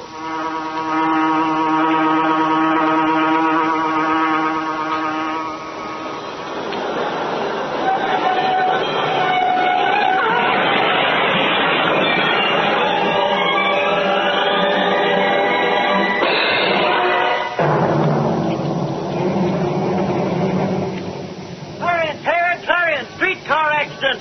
50 passengers in panic. Clarion, Pip. Kid, give me one of those papers. Yes, sir. Keep it, King. Gee, thanks. Some story in the Clarion, ain't it, mister? About the streetcar. Yeah, I know all about it.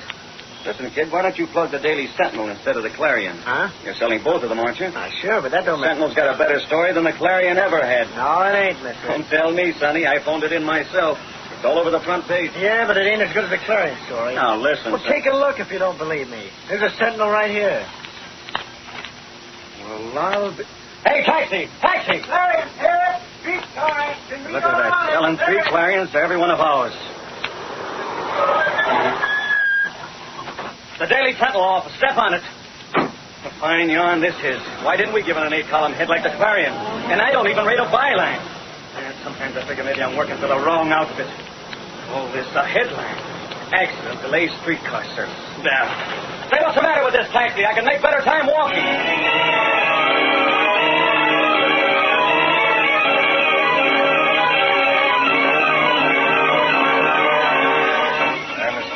Here's the Sentinel story of that streetcar business. Nothing like the Clarion's, Mr. Reed. In this case, the Clarion isn't happy unless it can be sensational.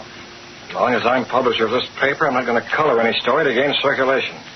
A lot of readers may want lurid yellow journalism, but they won't get it from the Sentinel. I bet Lowry will be burned up, Mr. Reed. Lowry? Why? I imagine he expected a byline on this. Bylines are reserved for scoops or special features. Every paper in town covered this. Lowry knows that. He ought to. Lowry's one of the best reporters in the game, Miss Case. But once in a while, he lets his nose for news carry him to extremes. Well, I guess every reporter looks for sensation. Miss Case, there's something behind these accidents that doesn't strike me as being on the level. Well, I did notice that there weren't any until about the last month or so. Just when this man Fisher starts a campaign to operate buses in place of the streetcars. Hey, Mr. Reed, I didn't notice that. What's going on around here, Casey? The Clarion's beating us 3 for 1 up. Oh, hello, Mr. Reed. On the streetcar story, is that it, Larry? Well, yeah, that's it, boss. Of course, I know there weren't any passengers injured, and there was no real damage to speak of. The Sentinel said that, Larry. Well, I guess the Clarion stretched the truth a little. A little? They called it a panic. Any sign of panic that you saw, Larry? No, one dame fainted when the door jammed, that's all. The Clarion would call a bargain sale at a dress counter a panic. But look, boss, I don't usually go out on a limb this way about a small-time accident. Only with that battle about the bus franchise coming up before the city council, this stuff is news. Not the way you think, Lowry. Huh? You recognize the name Fisher? The guy who's angling for the bus franchise? What's your opinion of him? Offhand, I don't like him. Well, that's the feeling of most people. Nothing's ever been proved against him, has it, Mr. Reed? Enormous case. He's very clever. He may get his buses. Yes, Lowry. A month ago, the city council would have laughed at his demand. They're not laughing now. But don't you get it? Doesn't it strike you as odd that the streetcar lines should start running into trouble right when Fisher starts his campaign? One more accident and he'll get that franchise. Say, I must have been wearing blinders not to see it before. It's as plain as the nose on my face. Plainer, if possible. Lowry, I want to find out what's going on. You and me both, boss. If Fisher's responsible for the trouble the trolleys have been having, the Sentinel wants to know it. Okay, I'll start digging up dope on Fisher. Where he goes, who he sees, what he does, everything. Make it good and you get that byline. Right. And get me the district attorney, Miss Casey. He might have some stuff that'll prove useful. So Fisher's the baby to go after. Get the district attorney and put the call through to Mr. Reed's wire. You still around, Raleigh? Casey, there's one thing that burns me up. Do tell, because you didn't get a byline. No, it's the Clarion. Selling 3 papers to wire 1. It isn't right. The Sentinel could use a scoop, Lowry. You're telling me. The next time trouble hits the trolleys, all I wish for is that Fisher's in the middle of it. The middle of the wreck? No, pal, the middle of the story. I hope you're right, but I know. Fisher's too smart. But you heard the boss. I'm going after him anyway. Absolutely no trouble, Grady. Not a soul suspects those accidents weren't genuine. And what more do you want? Plenty. The city council already has my report. Those reports aren't strong enough. Listen, Fisher, there's a limit. When the limit is reached, I'm the one who'll call a halt, Grady, not you. Now, hold on. The city council will never act on reports like yours. If you want stronger reports, you've got to have tougher accidents. You're the city inspector, aren't you? Sure. Then fake those reports. There's a limit to what I can fake, Fisher. When a door jams, I can't make it look like a smack-up. If the brakes stick, I can't say there ain't no brakes at all. Why not? Too many people can check up on me, that's why. That bus franchise is going through, Grady. I don't care how. That's your business. And yours. If you want any dough from me, you'll see that. Yeah? I get this, Fisher. I'm in with you, sure. I can use a cut of the gravy you're heading for, same as anyone else. I'm making my reports as strong as possible without no one getting wise, see? You better. Now, you get that man of yours in the car barns to do a job on one of those streetcars so it'll really crack up. And what? I'll turn in a report that will spell ruin for the streetcar company just like that. You'll be in, Fisher. The ones we have aren't strong enough, huh? You'd be taking a chance. Fix another accident and you can't miss. In that case, I might as well make sure. Now you're talking. I'll get in touch with my man at once. This time there'll be plenty for you and a district attorney, too. You can't go in there. I am in, sister. By what right are you... Sorry to bust in like this, Mr. Fisher, but I had a deadline to meet. Oh, you're a reporter. And that's different. Have a chair. Yeah, thanks. Yeah, nice place you got here, Mr. Fisher. Wish the Daily Sentinel would do as well by us. The Daily Sentinel? I think maybe I'll be on my way. Hey, if I'm interrupting something... No, not at all. Goodbye, Fisher. The guy sure was in a hurry. He had an engagement. Isn't he Grady, the city inspector? Who? Grady. Works for the city. No, just a friend of mine. Now, what can I do for you, Mr.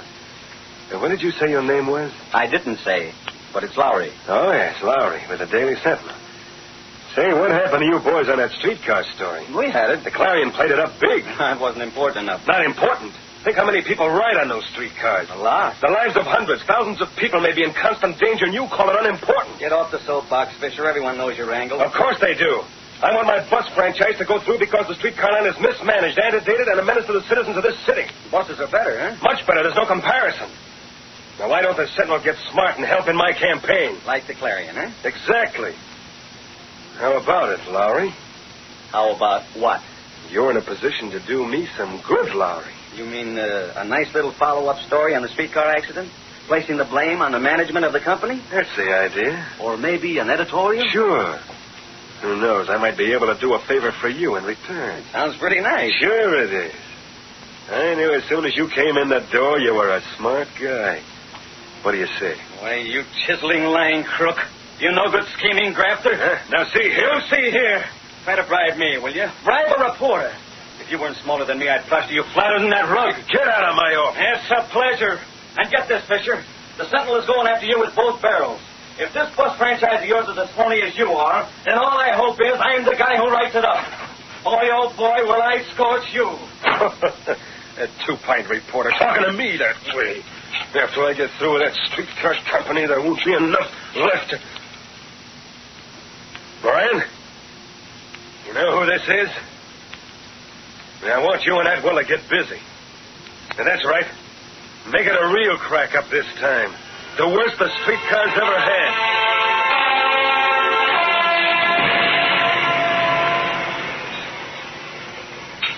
Atwell. Yeah? What do you want, Moran? Put down that wrench. We got a job to do. You mean for... Never mind the name. What's the next car going out? Number 618. Right over there.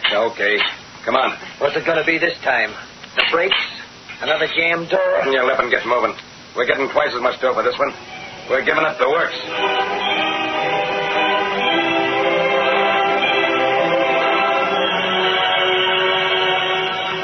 Can you tell me where I get the streetcar for Parsons Avenue, officer? Right here, lady, at the bottom of this hill. Thank you. That's her now, just starting down the hill. It's coming awfully fast. Hey, look at that trolley. Why don't he stop? He's out of control. It's heading this way. Look out, it's going to crash!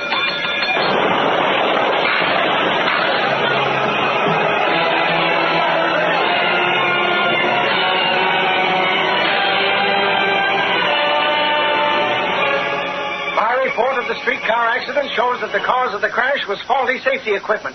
There is definite evidence of criminal negligence on the part of the streetcar company. Signed, Grady, City Inspector.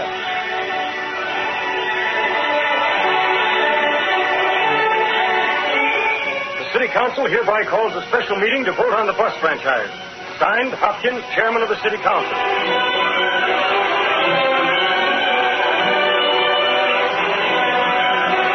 District Attorney for this city, I am indicting the officials of the streetcar company for criminal negligence resulting in injury to passengers. Signed, Martin, District Attorney.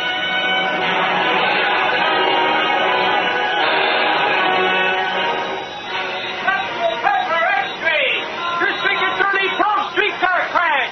City Council to vote on bus franchise.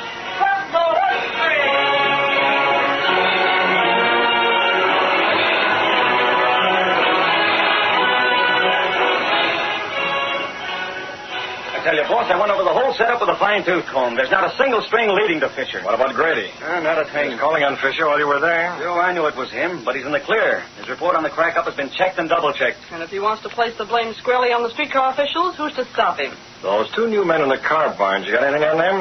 Moran and Atwell? You say they've been spending money freely. Did they explain it? Yeah, claimed they won it betting on a horse.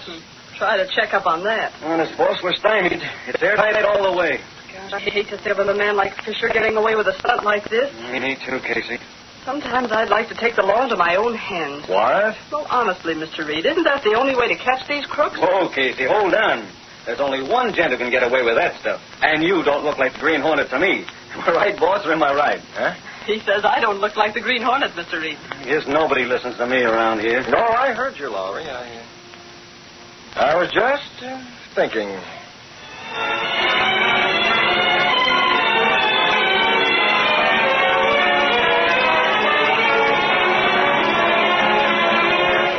That evening, while Britt Reed was in his apartment, he spoke to Cato, his valet, and the only living man to know that Britt Reed is really the dreaded Green Hornet. And that's the whole story, Cato. Fisher has his tracks covered from every angle. What about Otto and Milan, Mr. Britt? No good, Cato. Even if those two could be charged with the crime of damaging the streetcar, even if they were picked up, it wouldn't have to catch Fisher. Why not? There's no actual evidence to connect them with Fisher. He could deny he ever heard of them. You look for something? Writing paper. Here it is. Here's the ink. No, I don't want this ink. There'll be some of the other in this drawer. Yeah, here we are. I want the mask and gun, Cato. The car. Is the Black Beauty ready? Yes, sir.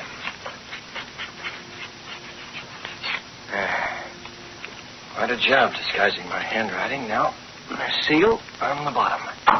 Placing the letter in his pocket, Britt Reed went through a secret panel in his clothes press. Cato, he within the walls of the apartment house. Then house that housed the sleek black car of the Green. Ready? All right, get in.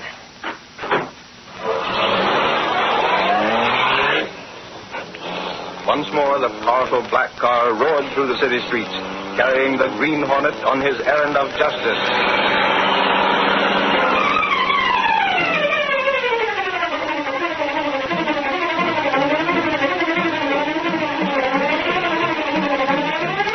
The curtain falls on the first act of our Green Hornet adventure. Before the next exciting scenes, please permit us to pause for just a few moments.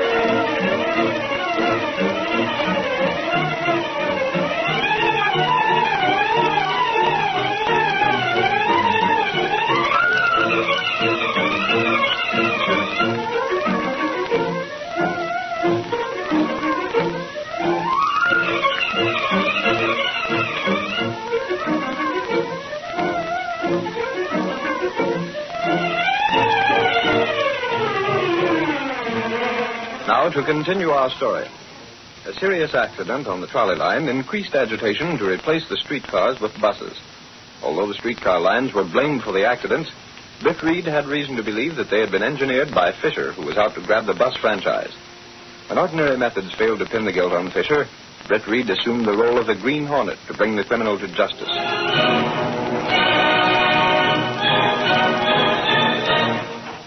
Father, it's late. You should be asleep. I can't sleep, Sally. Tomorrow the council decides on the bus franchise. They'll vote against me. Dad, they can't throw away all you've worked for. The streetcar lines are the finest in the country. Not anymore, Sally. Not when people are hurt through my neglect. Oh, it's not your doing, Dad. It's my responsibility. Oh, Dad. Fisher will get his franchise. Put me out of business. Here's something to make you sleep. Leave it on the night's table, Sally. There. The lights are out, too. Good night, Dad. Good night. No good thinking about it.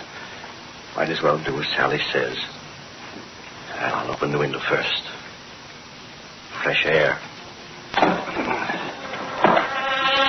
Don't move, Hanson. Who are you? What are you doing out there? Mind that. Take this letter. Aye. Take it. That's better. Now, listen, Hanson. I'm not listening to... The mask. You're the Green Hornet. Now, you do as I say, or I'll let you have some of this gas. What do you want? That letter tells you what to do, Hanson. You can take it or leave it. Suppose I refuse. Read it first and then decide. If you want to go on running your trolleys, you'll do as I say.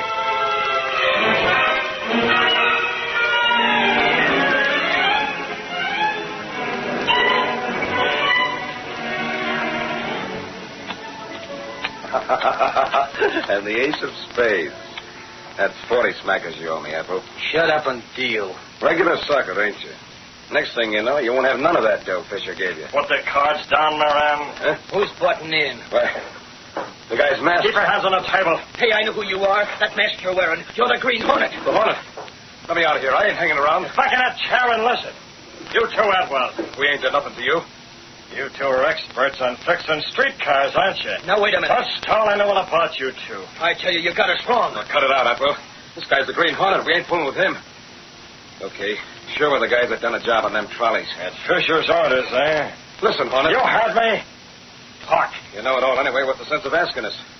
Sure it was Fisher. Hey, who you calling? I'm calling your boss.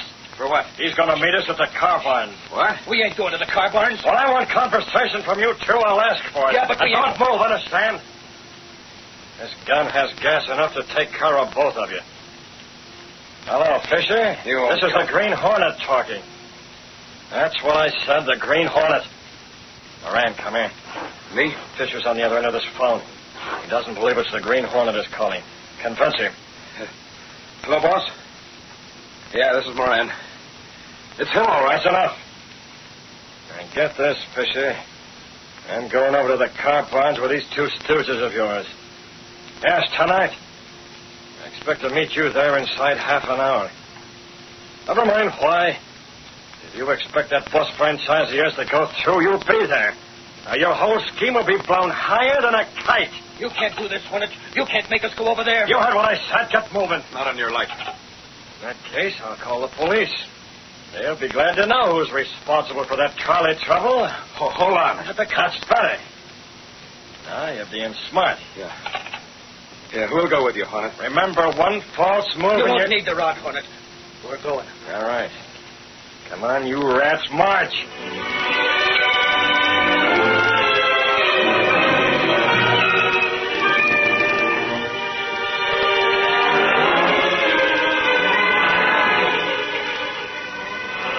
Pretty slow tonight, Lowry.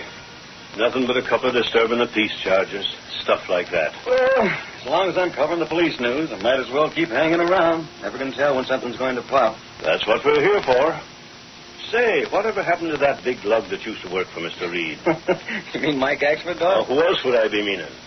The way that guy used to get in my hair. Him and his theories.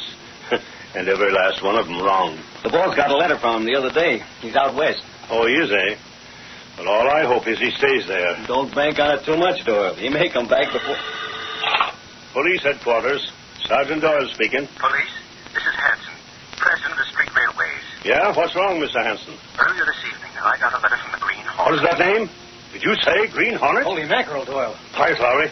Keep talking, Mr. Hanson. I prefer to have you come out here to my place at once. It's on the corner. I know where it is. A squad car will be out there with me in it. What's up? I'll explain that when you arrive. Okay. The Green Hornet, is it? Well, here's where the Hornet loses his sting. That's what you think, Doyle. I want to be around when you try.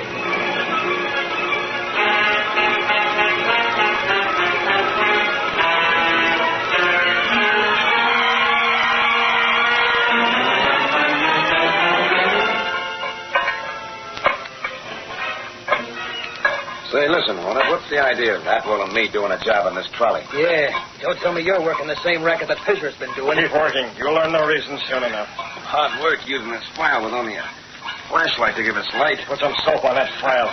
I don't want any unexpected visitors. What's the difference? The regular car barn's on the next block. Repair shop's empty after midnight. Sure, nobody's going to butt in. Nobody could even hear us. Hey, you turned off the flashlight. We can't see nothing. Quiet. Must be Fisher, Hornet. Keep quiet. Don't either of you try to move. I can see your figures plainly against the window. Right, Atwell. Where are you? That light. It's blinding me. Beside the others, Fisher. What? The Hornet, Fisher. He's got us. I knew that phone call would bring you down here in a hurry. So it is true. The phone call did come from the Green Hornet. I told you. I wasn't sure, but I couldn't chance it. He made us. What do you want? Drop that wrench, Atwell. That's better. Now keep your hands high. What are you after, Hornet? Is it money? You see these, Fisher? Huh? Green Hornet stickers. Yeah, you're in a spot, Fisher. Suppose I plaster this trolley with these stickers. Put them all over. Go ahead. That has nothing to do with me. No. The city council will think the Green Hornet caused the streetcar accident. Hanson will be vindicated. What will happen to your bus franchise then? Let the streetcars go on running. Exactly, Fisher. Hornet, I'll give you 20,000. I want more than that. 30,000 if you forget the street. I don't mean money, Fisher. All I want from you is your signature. My signature? Either you confess your part in these trolley crashes or those stickers go on. Well, whichever I do, I'm finished. Right. Either way, you lose. He's got you, boss. You're bluffing, Hornet. Am I? What can you possibly get out of it if I confess? Nothing personally. Only the satisfaction of knowing that your dirty scheme has been ruined. You better hurry, Fisher. The police will be here any minute. The cops? Hey, what? You're not serious. All right, Fisher, the stickers go on. No, wait, I'll sign. Give me time to get away before they come. Here. Pen's right here in my pocket. Here's the confession. Pretty sure of yourself, weren't you? Hurry. Turn the flashlight on a minute, Hornet, so I can see what I'm... Now, put him out. What gun? Stand back, Hornet. Thought I was reaching for my pen, huh? Nice work, boss. You had a shoulder holster, huh? You can't get away with this. I am getting away with it. Drop that gun of yours. I said, come on, drop it. Now, Hornet, we'll get you out of this place before any police arrive. All right, Atwell, grab him. Okay. Yeah, we got it. Listen to me, Fisher. You listen to me, Hornet. You're going to... You... What? Yes. Fisher, now for you, too. Yeah. Yes. Hold him, Rand. Let me get him. No, you're not. You take care of him. I've got the Rand. My arm. Good thing you were here. Fisher's gassed. He's too knocked out. He do jujitsu on Atwell, huh? Yes, sir. I was behind the trolley. I saw you there, but the others didn't. Moran. Yeah. Rand and Atwell will be coming to in a minute. Quick, pick up that gun. Very well. We'll leave this confession beside Fisher. It's not signed, but I think it'll serve the purpose anyway. Yes, sir. Yeah. Now we'll get back in the shadows beside that window and see what happens.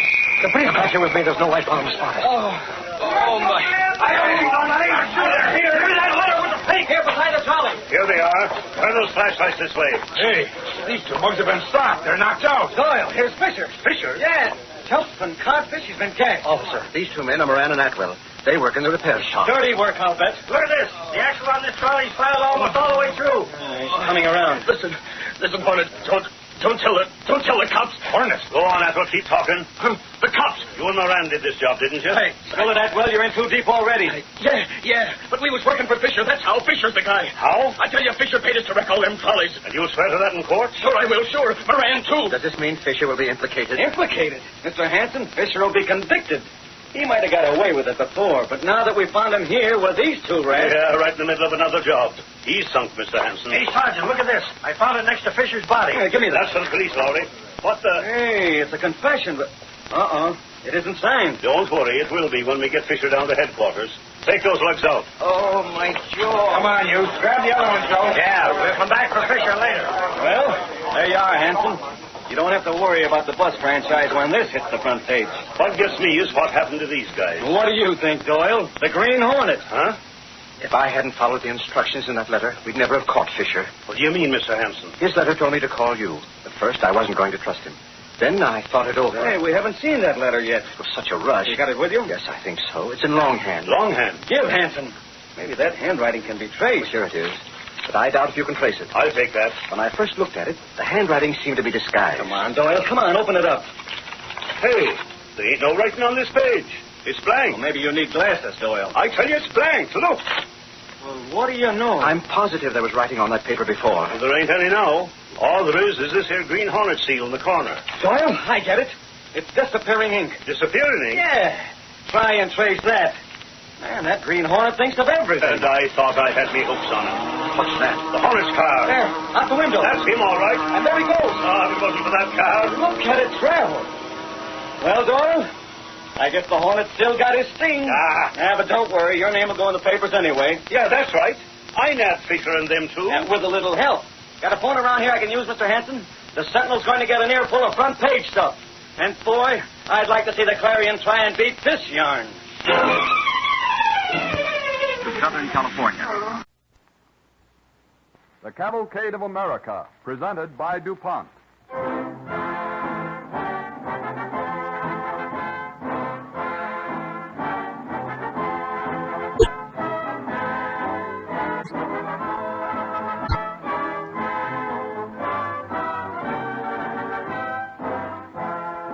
This evening, DuPont presents episodes in the life of America's first great novelist, James Fenimore Cooper.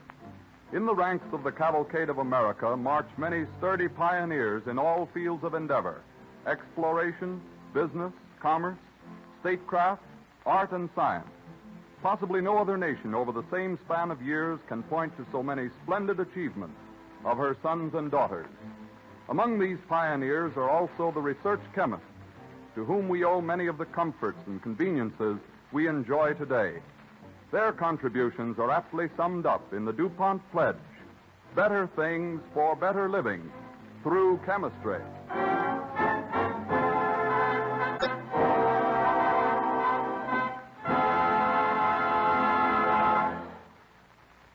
As an overture, Don Voorhees and his DuPont Cavalcade Orchestra join two unrelated subjects: James Fenimore Cooper's Indian Legends and St. Patrick's Day, by playing an excerpt from Natoma, the American Indian opera by the great Irish-American composer Victor Herbert.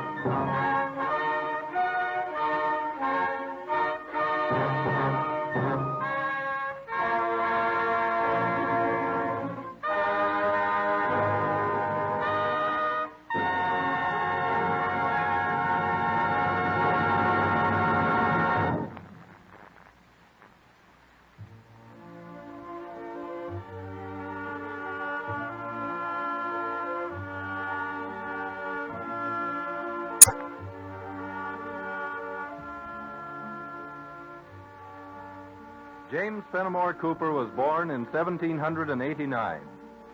During his youth, which was passed in western New York, then a wilderness, he showed no aptitude for books or writing.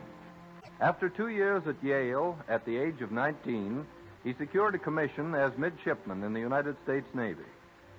In 1811, he resigned, married Susan Delancey of Westchester, and settled down to the domestic life of a country gentleman. One evening in 1820, in his Westchester home near Mamaroneck, we find Cooper reading aloud to his wife from an English novel which has just been received in America. I beg your forgiveness, my fair Lady Vera.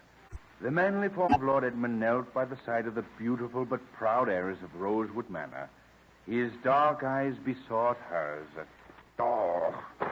James, throwing a book on the floor? Oh, just trash. In our 8 years of marriage, I've never seen you display such temper. The book seems to me as entertaining as any of Mrs. Opie's other novels. Entertaining, Sue? Why, I could write a better book myself. Oh, James. I mean it. You write a book? Why, you who admit being the worst penman in America. James, you told me the principal reason you agreed to live here in Westchester was so you'd be spared the need of writing to me when I came home to visit my parents. Well, there's some truth in that, my dearest Sue. But I still maintain I could write a better book than this trash from England. James Cooper. All right, I challenge you to do it. Why, I had not meant that I'd actually said about the writing of a book, Then Sue. you shouldn't make empty boasts. Well, there'd be no harm in trying. The most difficult part of writing a novel must be to start it. Well, then, I accept your challenge. For your private amusement, Susan, I'll write one novel. But no one must ever know.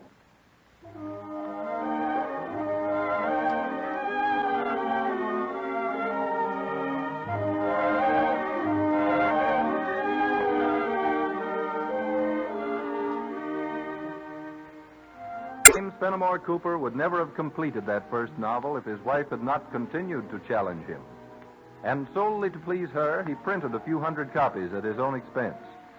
In the tradition of the early 19th century, it was a story of English high society, and it appeared without the author's name.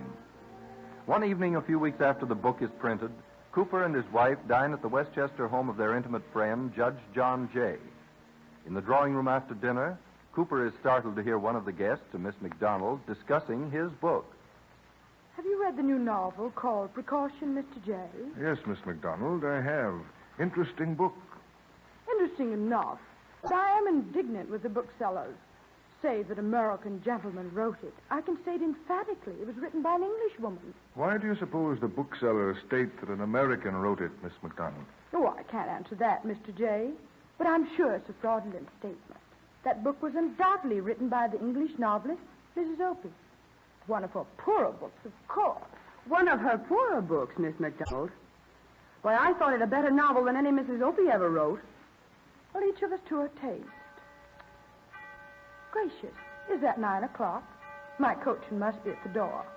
It has been a delightful evening, Mr. Jay. And it has been a pleasure, Mrs. Cooper, to see you and Mr. Cooper again. Thank you, and good night, Miss McDonald. Mr. Cooper, when you have read this new book, Precaution, please let me know if you do not agree that Mrs. Opie wrote it. I'll read it with interest, Miss McDonald, and let you know my opinion. Good night. Good night. I shall escort you to your carriage, Miss McDonald. Be back in just a moment, Mr. and Mrs. Cooper. Well. James, please don't be distressed. Before Mr. Jay gets back, I want to tell you, it really is a compliment, Miss McDonald, thinking Mrs. Opie wrote your book. One of Mrs. Opie's poorer novels, she said. And I set out to do a better one. I think it's an admirable book, James. No other Westchester gentleman could have done as well. But don't you see what I've done? I've imitated those atrocious novels of Mrs. Opie, with her English society and lords and ladies. I've never been in London, yet I tried to write about it. But all English novels are about society people. Well, not these new Waverley novels, Sue. Oh, but you couldn't write books like those, James. You've never been to Scotland either. No. The only country I know is America. Westchester, Cooperstown, Lake Otsego. Yes, and no one ever writes about America. It's too rough, too crude, too new. What's nothing in America to interest readers? I wonder. Sue, dearest, I'm ashamed of myself. I wrote Precaution because of an idle boast, and I failed. I'm so angry with myself, I'm going to have to write one more book. And this time I'll write about something I really know.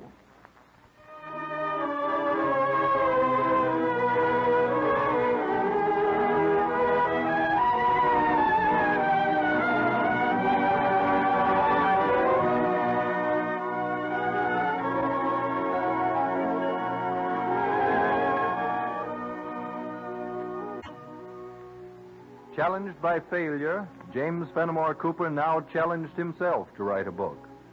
At last it was completed, and in the hands of his bookseller and publisher friend, Charles Wiley. Cooper has made the long trip from Westchester to New York City to visit Wiley and to hear the verdict on his second book, entitled The Spy. He greets Wiley hopefully. Well, Wiley, have you read it? Cooper, you've been my friend for several years. I wish there were a gentle way of telling you what I must tell you today.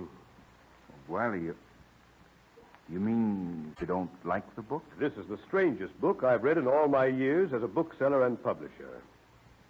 I'm sorry, but it's not worth wasting paper to print and bind it. You found no merit in the book whatsoever? Well, can't you yourself see the faults of the book? You're an intelligent man, Cooper. Surely you must know no book like this has ever been written. A book whose setting is the American wilderness. Is it your honest judgment that no American would read a book about his own country? Well, it's the judgment of any sane man, Cooper. Americans want to read of life and manners in polished European circles. They know too much about Indians and rough frontiersmen already. I'm afraid you're right, Wiley. My wife's enthusiasm led me to be too hopeful of the book. To think, I'd come here today intending to offer you the copyright at a small price. Well, I'm sorry, Cooper, but I don't dare gamble on it. I understand, Wiley. I appreciate your frankness. It's a funny thing. After I completed 2 chapters, I would have burned them. But my wife begged me to finish the book. And now she tells me it's her dream to see it printed. I think to please her, I'll print it myself.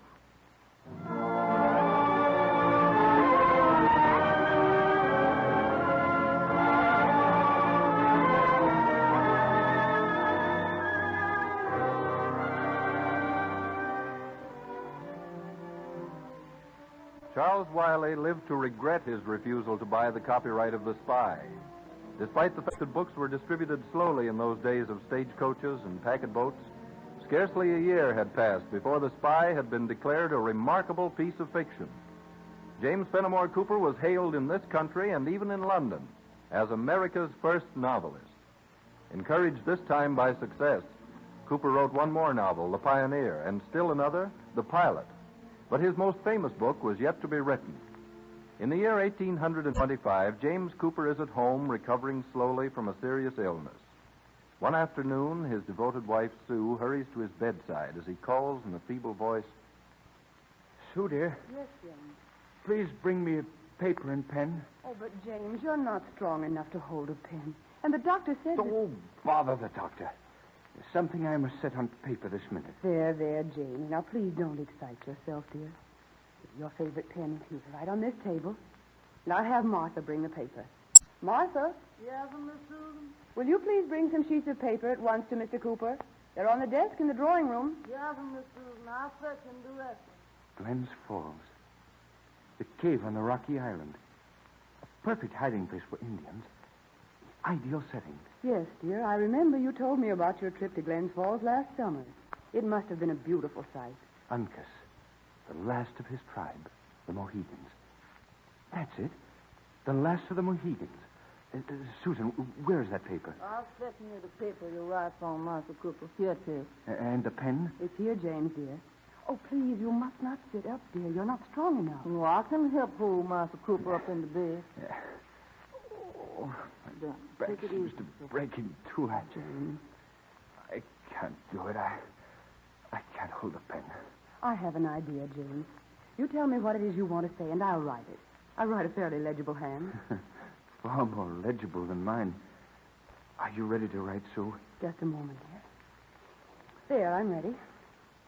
The breech of Hawkeye's rifle fell on the naked head of his adversary, whose muscles... Oh, wait, not quite so fast, dear. Whose muscles appeared to wither under the shock. Yes. When Uncas had brained his first antagonist, he turned like a hungry lion to seek another. Suddenly darting at each other, the two combatants closed and came to the earth, twisting together like twining serpents in pliant and subtle folds. Mercy, almost. Covered as they were with dust and blood, the swift evolution of the two men seemed to incorporate their bodies into one. Oh, Lord. The fiery eyes of Magua were seen glittering like the fabled organs of the basilisk. James, dear, are you sure you're strong enough to do this today? Hey, Martha Cripple plumb out in his head. Wait just a second, James. I need another sheet of paper. Martha. Yeah. Send for the doctor at once. This is horrible. Oh, yes. The words Mr. Cooper's telling me to write sound like a nightmare. I'm afraid he's delirious again. Oh, the poor man. He sure is raving, Miss Susan. Well, I was going like greased lightning for that doctor. Susan. Yes? Where are you going? I'm not finished. I must get this one scene on paper. I'm right here, dear. What was the last I gave you? Wait. The fiery eyes of Magua were seen glittering like the fabled organs of the basilisk. Yes. The Mohegan now found an opportunity to make a powerful thrust with his knife. Magua suddenly fell backward without a motion. Victory to the Mohegan, cried Hawkeye, elevating the butt of his long and fatal rifle.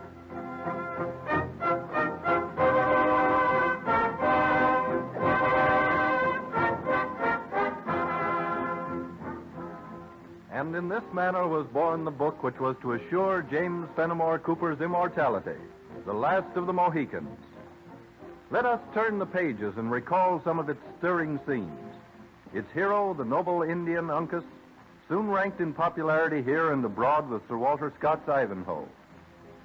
The setting of this dramatic narrative of frontier and Indian life is the wilderness of northern New York State. Now, as our scene opens, Uncas, with ear to the ground, warns his friend, the white hunter Hawkeye, that men are approaching. Your ears are sharper than mine, Uncas. I hear nothing. The horses of white men are close to us. It is true. The leader comes in sight. The two young ladies riding close behind. Fools to venture into these woods infested as they are with Hurons. Who comes? 2 young ladies and an English officer who journeyed since the rising sun and are sadly weary. Whoa, whoa, whoa. You're lost, then? Yes, sir. Whoa, boy. Stand. I'm Major Hayward. These 2 young ladies are the daughters of Colonel Monroe, commanding officer of the English fort called William Henry. Know you the distance to the fort? Then you are lost if you seek William Henry. Oh, I feared as much. We trusted to a friendly Indian guide, but he seems to have lost his way. Indian lost in the woods? Not possible. What tribe is he? The tribe called Hurons. Hurons? Did you hear that, Uncas? They're a thievish tribe. Where is your guide? I ordered him to ride behind because I suspected he was leading us in the wrong direction. Magua! Magua! The Indian is gone, Duncan. He slipped away in the woods this very moment. I told you, the Hurons are a lying, treacherous bunch of varmints. And these woods are full of them, all on the warpath. If we don't leave this spot at once and cover our tracks with Injun cunning, our scalps will be drying in that wind before this hour tomorrow. Oh, Duncan, are we truly in such danger? Have no fear, Alice. I'm sure these kind friends will guide us part of the way to the fort. We must reach it before nightfall. Before nightfall? Look at the sky. Darkness will soon be on us. Then heaven help us. Hawkeye, we take pale-face officer and squaws to cave. Uncas, have you taken leave of your senses? The island cave is our only hiding place, a secret known only to us. It would be fatal to take such a large party there. The Hurons would trace us too readily. These young ladies are in my care. Their father awaits them anxiously. He and I will be glad to reward you with gold. Plenty of gold when we reach the fort. Uncas does not want gold. Uncas will not leave pale-face squaws to tomahawks of Hurons. We take them to cave, Hawkeye.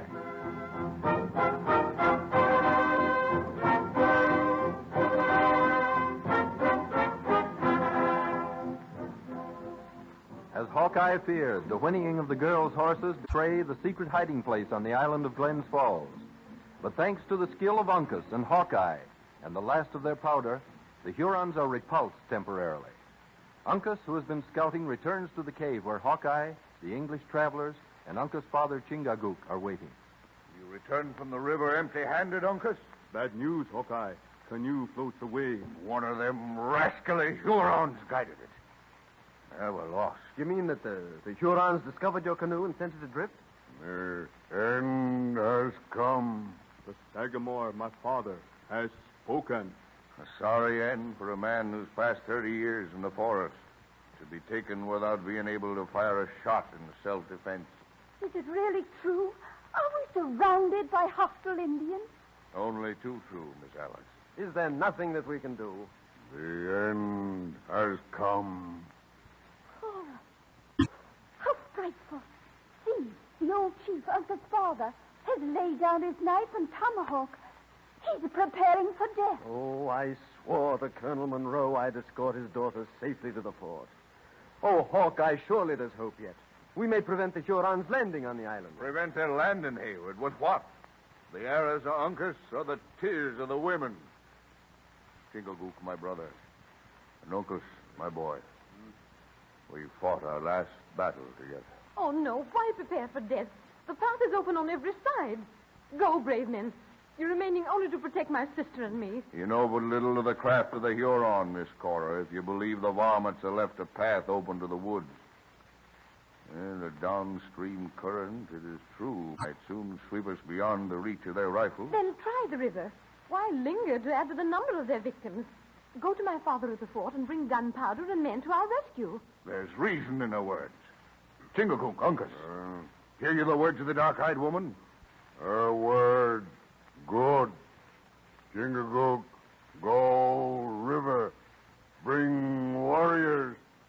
It is good. You see? The older chief is going. Oh, won't you all go, please? You can't help us here. Cora's right, Hawkeye. Why don't you go, too? I shall remain here with the young ladies. That's enough. Wisdom is sometime given to the young and to women as well as men. I'll join the Mohican chief. Swim down the river and try to bring a rescue party. Goodbye, and God go with you. We're grateful for all you've done, Hawkeye. Farewell. Had our powder held out, this disgrace could never have befallen. Goodbye. God willing, we shall meet again in this or another world. But Uncas is still here. Uncas, go quickly before it is too late. Your father has not been seen. He's safe. It's time for you to follow. Uncas will stay, oh dark-haired one. Uncas, I beg you. Go to my father at the fort. My father and Hawkeye go to fort. Uncas will stay. But hear me, Uncas. You are younger, fleeter of foot than your father or Hawkeye. My sister and I will feel more hopeful if we know that you're on your way to the fort. Uncas will go. If Hurons carry you away, break twigs, bend bushes, make trail, and Uncas will follow. I'm sure of it, Uncas.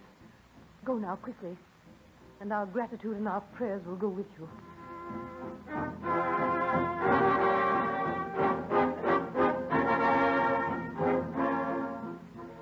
Within a few hours, the treacherous Huron Magua and a band of savages capture the three whites and force them to ride many miles through the forest. Now in the encampment, Alice, Cora, and Duncan Hayward, closely guarded by several warriors, listen anxiously as some distance away the wily Magua makes an impassioned speech to the Indians.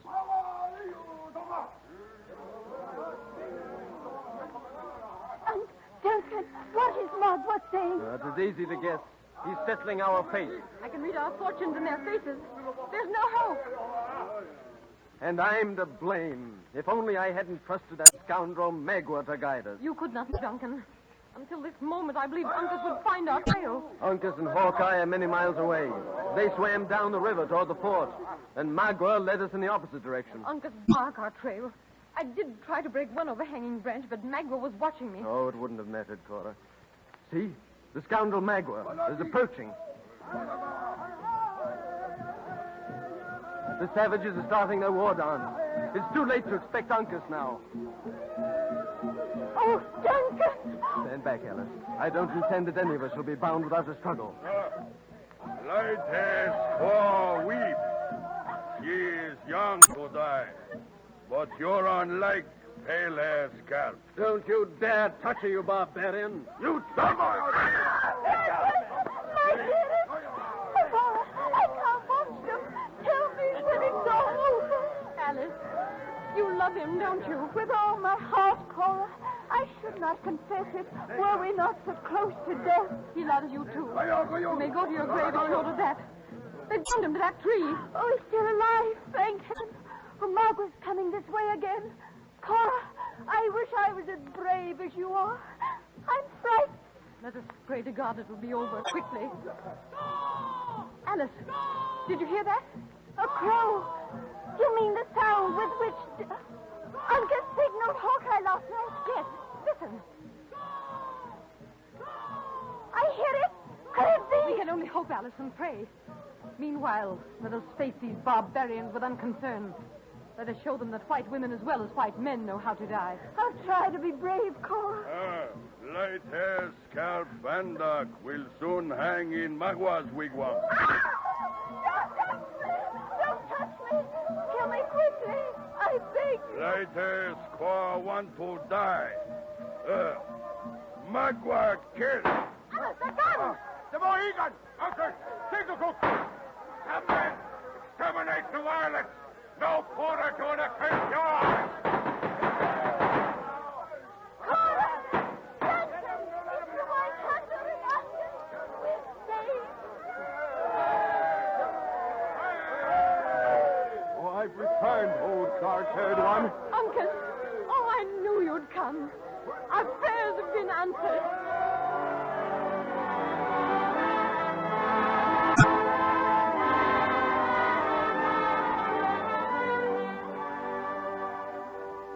Thus, in James Fenimore Cooper's famous novel, The Last of the Mohicans, the noble and romantic Indian hero Uncas, who dies at length in a final valiant attempt to save Cora, became part of the life and language of almost every American and European of the 19th century.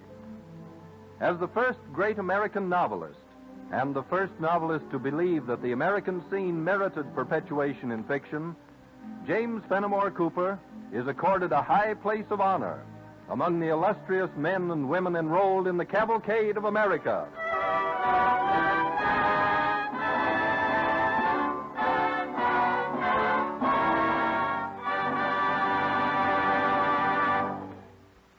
On Sunday, March 21st, winter is officially over, despite snow underfoot in many sections of the country. The Easter season is just about here, and America will soon be stepping out in its new spring wardrobe. Shop windows from coast to coast are bright with new things. Spring fashion shows are attracting audiences in many communities. And one of the most unusual fashion shows I ever heard about is going to be held next week from Tuesday, March 23rd through Saturday, March 27th in the DuPont exhibit on the boardwalk in Atlantic City, New Jersey. Why a fashion show in the DuPont exhibit, you may ask? The answer is that this show depicts how chemistry walks hand in hand with fashion in the modern Easter parade, even creating new styles in many cases. For instance, DuPont chemists developed yarns from which new and better fabrics have been woven for women's gowns. They have found ways to treat these and other fabrics so they are water repellent and crush resistant. In work with dyes, chemists develop new colors that brighten up a hat, a dress, gloves, or any other part of the spring costume. The smartest washable handbags are made of coated fabrics and plastics. Many a dainty feminine shoe is colored by special leather dyes to match costumes. And the scuffless heels that add so much to the looks and life of feminine footgear are developments of chemistry. So is much of the costume jewelry and decorative buttons, buckles, and other embellishments made of DuPont plastics. And there are hats made partly or entirely of colorful cellophane cellulose film. These and a great many other chemical products that play their part in the creation of new and interesting fashions were unknown to you and me a few years ago. They were in the research and experimental stage then. Today we take them for granted as part of our equipment for more enjoyable living. In style shows and Easter parades, and throughout the years, the results of DuPont chemical research are represented by new products and improved products, as practical as they are smart and gay.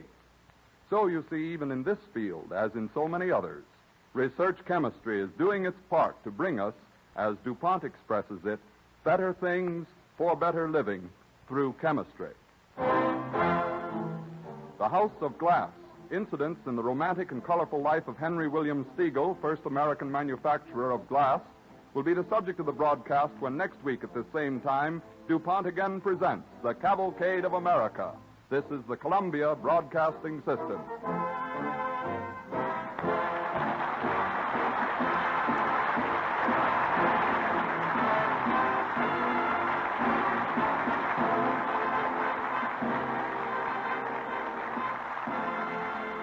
The Green Hornet.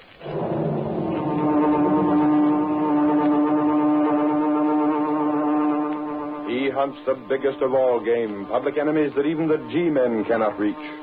The Green Hornet.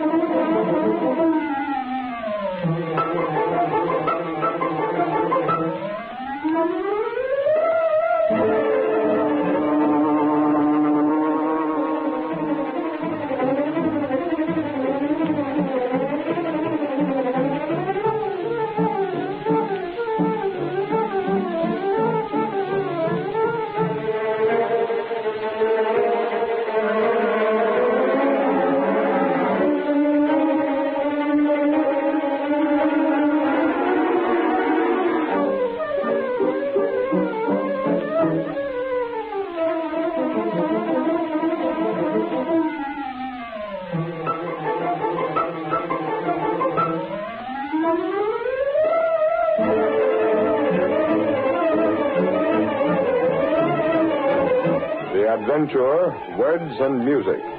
The events and characters depicted in this drama are fictitious. Any similarity to actual persons, living or dead, is purely coincidental.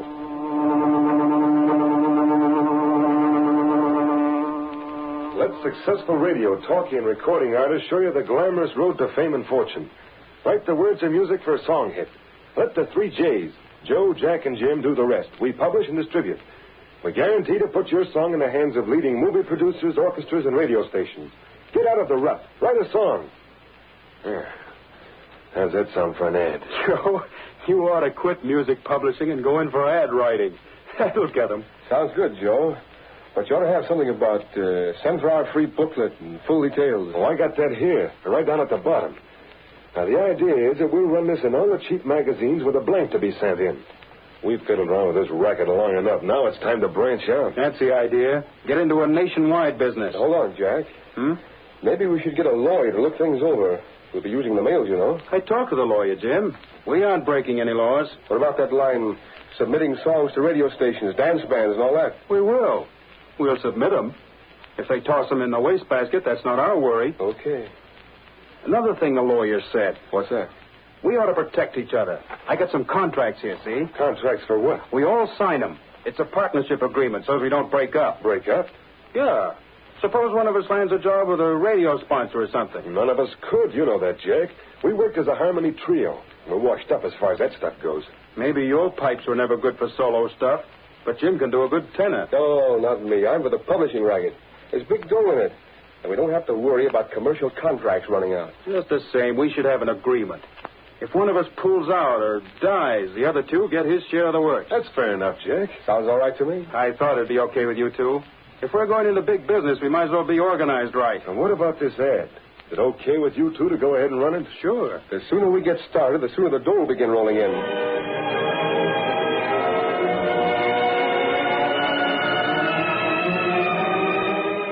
The advertising for the 3 J's was widely circulated throughout the country.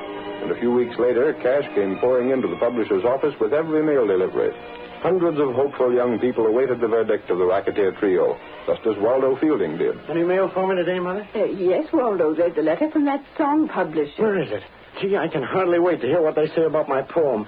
Wouldn't it be swell if they put music to it and publish? There's the letter, Waldo. Gosh, if I could just get the start. Well, look at what some people make out of songs. I heard that sometimes a guy makes as much as... Ma. What is it, Walter? They'll accept my poem. They will? Yeah, they like it. They'll have one of their best men write the tune, and then they'll publish it and see that it goes to all the radio stations and the movie studios and the dance bands. Oh, boy, I knew I could do it. But, Waldo, won't they expect a lot of money for doing all that? No. They say here that they'll take the chance on royalties. If I don't make anything, they won't make anything either. All I have to do is pay for the copyright and the printing cost and mailing. But how much is that? Well, I suppose it'll seem like a lot to you, Mom. It's about $50. $50? But that's not much, really. Why, I'll bet a lawyer would charge almost that much just to get the copyright for me. And it might bring me in as much as $500,000. But, Waldo, $50, we haven't got that. Well, I'll get it. I'll sell my camera, and I can get something for my banjo. The chances are that Steve will pay a little for my shotgun. I'll get the money. Don't you worry about it, Ma. You just wait. I'll be rich one of these days. I'm going to start on another song poem right away.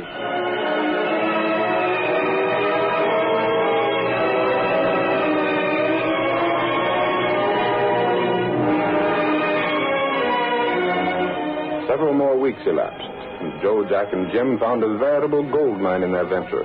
They expanded in their advertising, moved into larger offices, and then one day... Hey, Joe. Jack. Yeah, Jim? The Better Business people have been checking up. So what? They don't like our way of doing business. Oh, they don't, huh? Well, isn't that too bad? What are they going to do about it? They'll probably publish some warnings about us. The suckers that send lyrics and tunes to us won't listen to warnings. They're so convinced that their stuff is good, they'll believe whatever they want to believe. That's the psychology of this business. I'm just passing on what that bird from the Business Bureau told me. He claimed we're running a racket. It isn't a racket at all. We take a certain fee for publishing a song, agree to secure copyright, furnish a tune or lyric, whichever is required, and have a certain number of copies printed and distributed. And we do all those things. Certainly. We fulfill our part of the contract to the letter. There isn't a law in the country that can touch us. But it won't do us any good to have newspaper ads calling attention to our way of doing business. Well, we can't stop it, can we? Well, I thought if it was agreeable to you two, I'd make a few promises to stall things off for a while. We're really just getting a foothold. An ad in a paper in one city isn't going to hurt us much. Our business is nationwide. Let them advertise. Can't hurt us. Okay, Jack, it's up to you. And Joe? I agree with Jack. Now, what about the tunes for this batch of stuff that came in today? You got it all sorted according to meter, haven't you? Yeah. Okay, then let's have it. I'll rap out a few little jingles and give them some music. Seems to me it's kind of risky using the same tune for half a dozen different songs. Nah, the stuff never amounts to anything. Nobody will ever hear it. What's the difference? I can't think of 150 new tunes every day. You keep the stuff pretty well scattered, though, don't you, Jim? Sure. For example, I'll use that tune, Moonlight Love, on the poem of a guy in New York, one in St. Louis, maybe one in Omaha, one on the West Coast. That saved me writing 4 different tunes, see? It'd be kind of tough if the fellas ever got together and found they had the same tune. Fat chance of that. Well, what would happen if one of the songs became a hit? A hit? That's a good one, Joe. How can any of this stuff ever be a hit? We'll see to it that it isn't. I wanted to speak to you. We're in conference. What do you want here? My name is Fielding. Waldo Fielding. I sent you a song a few weeks ago. Remember the name? Sorry, Fielding. We're in conference now. We can't be disturbed. I've been trying for 4 days to see you. I spent all my money. What do you want to see us about, kid? My song. Did you get your copies of it? Yes, sir, but I wondered if there hadn't been some sales made. Where are you from? Simmons Corners. Well, what are you doing here in the big city? Well, I thought my song would be selling, so I came here. I thought I might be able to do better if I was working closer with you. You see the girl in the outer office and ask her to check up on the sales of your song. But I doubt if it's had any sales yet. You know, it takes time to put the new things over. Well, I thought I might make a personal appearance with an orchestra or something. We'll send for you when we want you for that, kid. I did speak to the girl. What'd she tell you? She said that there hadn't been any sales yet. Well, that's the answer then. Why don't you go back to Simmons Corners or wherever your home is and stay there till we send for you? Well, Look, there must be some sales. If you sent that song out to all the people you claim you did, I haven't eaten in 2 days. I gotta have some money. Well, what do you want us to do? Dish it out of our pockets? We're running a publishing house, not a traveler's aid. Yes, sir. We sent you 50 copies of the song. Why don't you go out in the street corner and try to peddle them or something? That's one way to drum up business. Yes, sir. you want to buy a song? Say, mister, do you want to buy a copy of my song? Not today. Buy a copy of my song, lady? Get out of my way, please. Look, mister, do you want to take a copy of the newest song hit home? Hey, you. What are you doing there blocking the traffic? Oh, officer, I didn't mean anything. What's this you're trying to peddle? Music? Yes, sir. I'm trying to sell a song. Maybe you'd better find out something about the laws of this town. You can't stand on street corners interfering with pedestrians, peddling music. Got a license? License? No, sir, I haven't. You'd better come down to the station house with me, I guess. No, please, I didn't know. Come on, kid. You can't get away with this sort of thing. Hey, suffering catfish, the kid's passed out. What have you got there, Doyle? Lowry, why is it that you're every place I am? I learned when I first started in as reporter for the Sentinel, Doyle, that if I keep close enough to you, I see things happen. Yeah, what's the matter with the kid? You crown him with your nightstick? No. I just started to take him in for peddling music on the street, and he passed out cold on me. The kid looks half starved. He does at that. How long is it since he's eaten? I don't know. Here, Lowry, stay with him till I call the wagon. Yeah, maybe I'll get a story here. This looks like human interest stuff.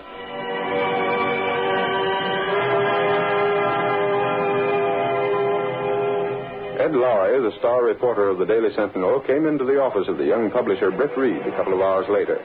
Miss Case, Reed's secretary, said, Mr. Reed's not in now, Lowry. But I gotta see him about a special story. He's still out. Where? How the dickens do I know where he goes? I'm the last one he tells. It's discouraging. Discouraging? Hey, now listen, Casey. Don't get ideas that the boss is interested in you. He travels with the 400. Don't be idiotic. As far as Britt Reed is concerned, you're just part of the office furniture. But I do wish he'd settled down long enough so I could write to his father with some feeling of confidence. What's the trouble? Oh, just as soon as I write Mr. Reed and tell him that Britt's taking an interest in the Daily Sentinel, he disappears. Lady, if I had his dough, I'd never come to the office. During the past week, he's been out to some affair almost every night. He's bored with the office again. Well, he'll get his fill of nightlife and then settle down again. Yes, until he gets his fill of the newspaper business again. Oh, here he is. Say, boss, I ran into Doyle, the big cop, today. Oh, yes? And he had a kid in tow. The kid had passed out from hunger. But when Doyle spotted him first, he was trying to peddle a song he'd written. A song? And it ties right in with the racket we've been working on. What racket was that, Larry? Music publishing. You know, those wildcat publishers that call themselves Joe, Jack, and Jim, the 3 J's? Who are they? A broken-down vocal trio that hit a good racket. I got a first-hand story from one of the victims of the racket. The poor kid got just enough encouragement from them to quit his job and leave home. Here's the song he wrote. I brought a copy for you. I'll leave it with Miss Case. I'll take it with me when I go home. Well, what about my story? I got pictures of the kid. I'll speak to the city editor about it. He's paid to handle that sort of thing. But maybe there's editorial meat in it. Gunnigan's the best judge for that. Oh, hang it all. What's the matter, Larry? Well, look here, boss. Take it to Gunnigan, Larry. Okay. I'll take it to Gunnigan. There's the words and music. Mr. Reed. Yes, Miss Case? I'm going to stick my neck out again.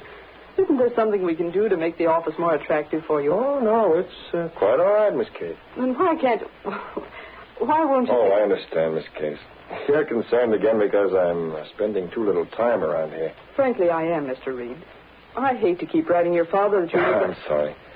But you'll have to admit the newspaper work hasn't a great deal of adventure. It might have. Oh, yes, Miss Case, it might have. There was plenty of excitement while the Green Hornet was so active. There was, wasn't there? I wonder if the Hornet has been killed. Killed? Well, why, Miss Case? We haven't had a story about a Hornet adventure in quite a while. That's true. He may have been killed, or he may have, retired. I doubt if the Green Hornet would retire, Miss Case. Well, perhaps then the police and public have been so greatly aroused that the Hornet doesn't risk making another appearance. That's quite possible. I never saw you more interested in the newspaper than while the Green Hornet was running wild. Well, you must admit the Green Hornet furnished news. He certainly did. Mr. Reed, there's just as much excitement in everyday life if you could only realize it. For example? For example, that lad that Lowry tried to tell you about. Waldo Fielding. Now, there's human interest. Poor chap that falls for racketeers, quits his job in the little home community, comes to the big city, goes hungry, is misled and victimized by these fake music publishers. Isn't there something the law can do about publishers of that sort? If there were, the law would be doing it. But they stay inside the law, Mr. Reed. According to Lowry, they have a contract, and they fulfill the terms of the contract. So the law is helpless. I've heard about the racket, Miss Case.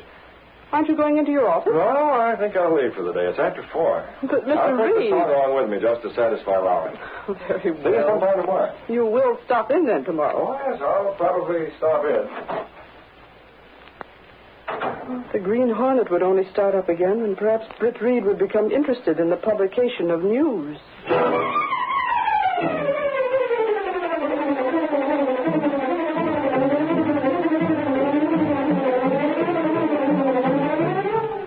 The curtain falls on the first act of our Green Hornet adventure. Before the next exciting scenes, please permit us to pause for just a few moments.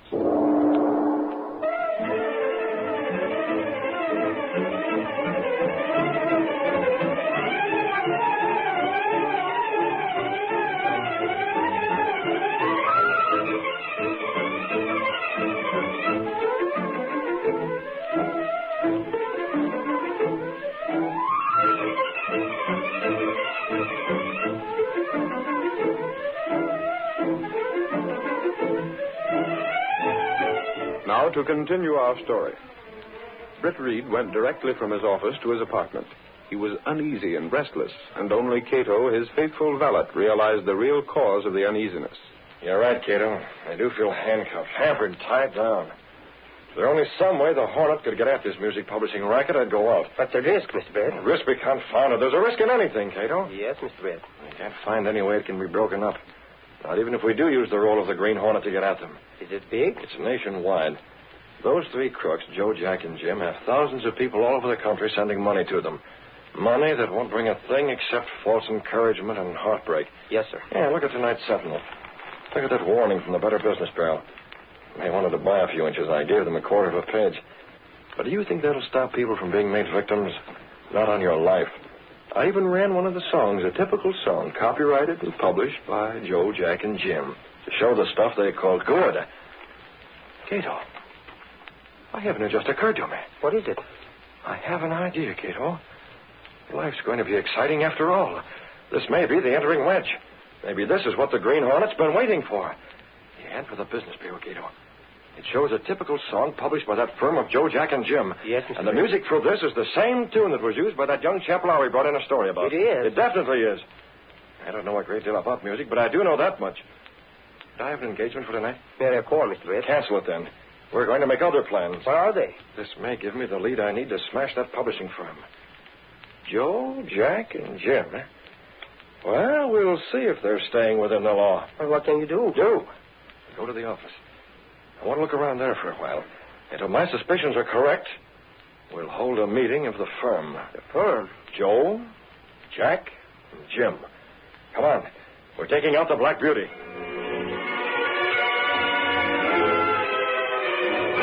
Britt Reed went through a secret panel in the rear of his clothes press, and then by means of a passage between the walls of the apartment building, he reached a small door that opened into the loft of an old, supposedly abandoned livery stable.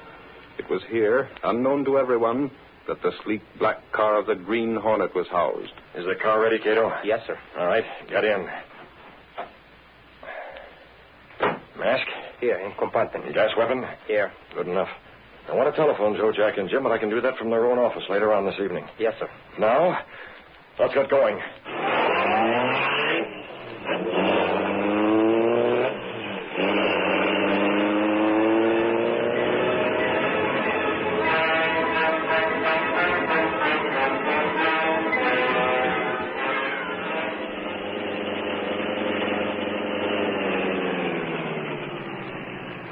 There's the night watchman, Cato.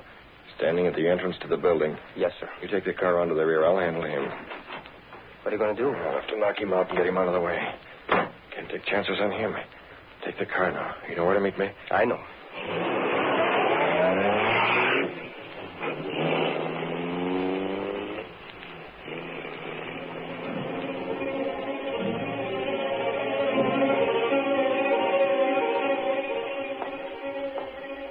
Hat brim pulled low over his eyes, almost hiding the mask, the Green Hornet approached the entrance of the office building where a man stood smoking a pipe. Offices are all closed now, mister. I don't want to hurt you. What have you done, Hornet? That'll hold you for an hour. If I need more time, I'll give you some more gas.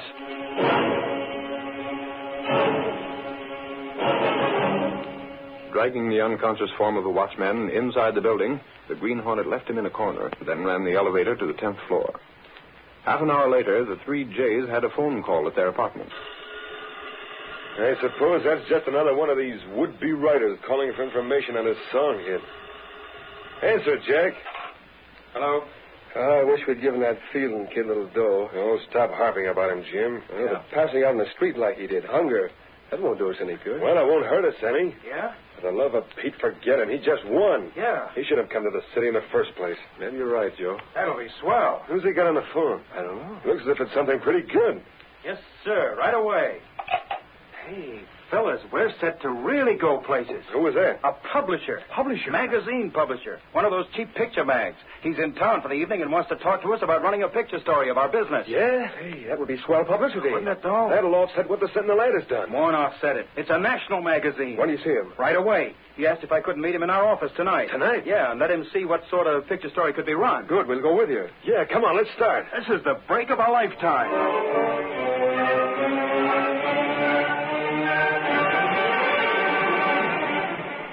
Joe, Jack, and Jim rushed in a cab to their office building and found the front door open. The watchman must be on the first floor. Yeah, that'll save us waiting for the elevator. Hey, Larry! Where are you? He isn't on the first floor. The elevator just coming down now. Shouldn't leave the front door open like that. Don't worry about it. Well, Larry, You're covered. what in place? Mass! The Green Hornet. One of you can run this elevator. Get in there or I'll fold you up where the night watchman is. You killed him. Murder. Get aboard. Don't shoot, don't shoot. Well, what are you after? Up to your office. Get going now. You're 10th floor, you know. Stop waving that gun around. I'll stop by letting you have it at the first sign of any rough stuff. I'll take it. Oh, Jim. Let that warn you two. Shot him in cold blood. Yeah. How do you like it? Leave him right where he is. You open that door and get to your office. What are you going to do? You'll find out. Step along there. There's a light there. I left it. You needn't think about the magazine publisher because I was the one who phoned you. I took the liberty of using your own telephone. I have keys. You won't need them. I've unlocked the door and everything else that needs unlocking. Now what? Sit down in there. What's all this stuff? Your so-called song hit. Yeah, I see. A couple of them have possibilities, haven't they, Jack? Why, sure they have. Suppose the Green Hornet were to steal one of them. Let's just suppose there would be a lot of publicity about the Green Hornet shooting two men, maybe more, to get possession of one specific song. What would happen to the sale of that song? Hey, that's right. It would become the hit of the week. Every band would use it. Every radio station would be featuring it on a song and bring thousands and thousands of dollars in royalties. Maybe we can make a deal. Before I finish talking to you crooks, you won't want that sort of thing to happen. What? Why not? Look here, Hornet. You two are going to be broke. You're going to be smashed to a finish. Broke? Smashed. I've already addressed a few envelopes, and I'll see that the rest are addressed. There they are. Take a look at them. I don't understand. You will. Take a look at those 3 sheets of music I've laid out for you. What about it? Who wrote that music? We did. What of it? And who secured copyrights? We did. Every one of these songs can be made into a hit tune with the right promotion. I think I can see that it gets that promotion. I've already explained how. Well, a hit is what... We can't afford a hit. Suppose, for example, this number becomes a hit. What do you suppose the authors of these other songs with the same music would do? They'd sue, wouldn't they? Yeah, they'd probably There were sue. probably a dozen other poets who've been given the same melody for their song. They'd all start lawsuits. You two'd be dragged through every court in the country. Your whole racketeering business would be laid out in the open. Can you stand having a sensational song hit? I don't know. You know you can't. That's why I came here. It was a mistake. That's it. It was a mistake. Mistake? The printers made a mistake. They got the words and music. I make truth then. I could go through your files and show you plenty of the same sort of mistakes. Sit down at that desk. What do you want? Money, lots of money. There's your checkbook. I have to notice your bank balance there. You can write a lot of checks. Checks? I said checks. For who? Make out the first to Harvey Dale, D-A-L-E. According to your records, he's paid in $150. That's the amount you send him. And who else? Start writing. I'll do it. Oh, no, we'll have Jack do it. He's the one whose signature makes those checks worth something. Go on now. Start writing. Now, you see here. Right. How far are you going? As far as your bank balance will allow. There's $200 to go to Mrs. Hacknew, $100 to each of the people on this list, $75 to these people. And there's a list of those who'll get $50 each. I'll be broke. I can't afford all You can't that. afford not to pay up. You'll afford it a whole lot better than these people who contributed to your success. And there's another thing, Jack. Rob and Steve. Shut up! I said there was another thing. We may have to overdraw your bank account considerably. I can't. You better convert some of the bonds you hold to cover the checks you make out tonight. I can't. You might even have to trade in some life insurance. If you don't cover those checks, you'll mighty soon find yourself not only in court, but eventually in jail. What would a jury made of people who read all about your racket in the magazines and newspapers give you? Take your choice, Rat. Go broke and stay free, or go broke and go to jail. And make out checks until you get the writer's cramp. And see that those checks clear the bank.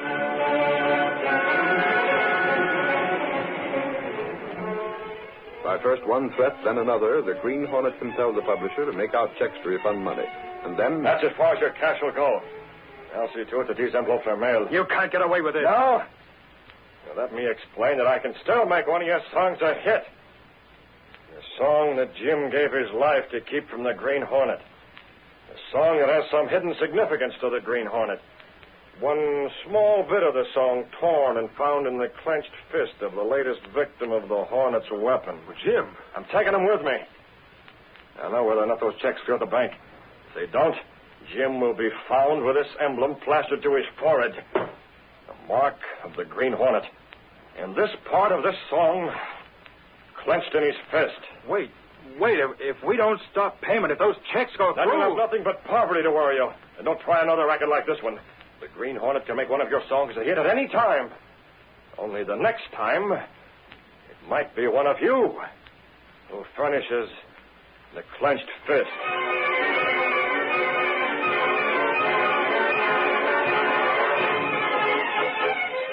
Leaving the two racketeers in their office, the Hornet took the elevator to the first floor, dragged the still unconscious man to the rear door of the building, and put him into the car. That'll do, Cato. What do we do with him? We'll have to keep him under cover until these checks clear the bank. And then, Cato, we can let him go.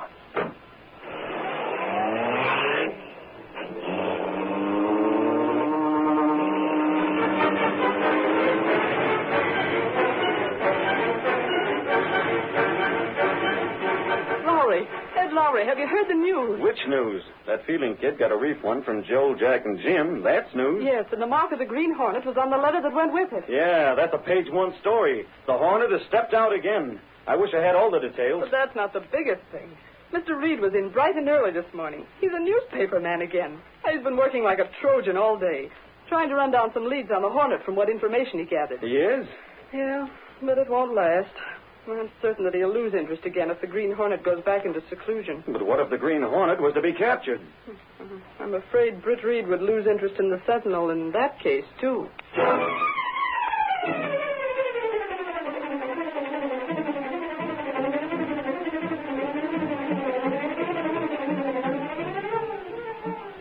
Pepper! Green Hornet mails check! Exclusive Green Hornet story! Green Hornet not large, let's go back to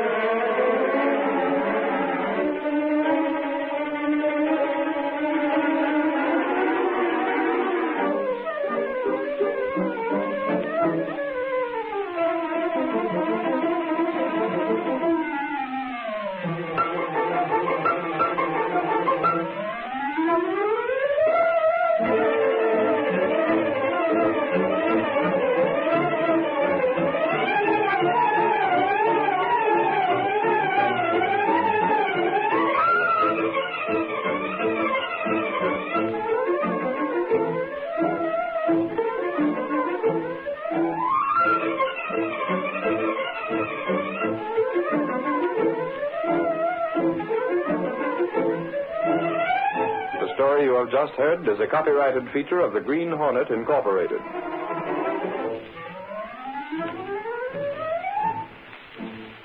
J-E-L-L-O.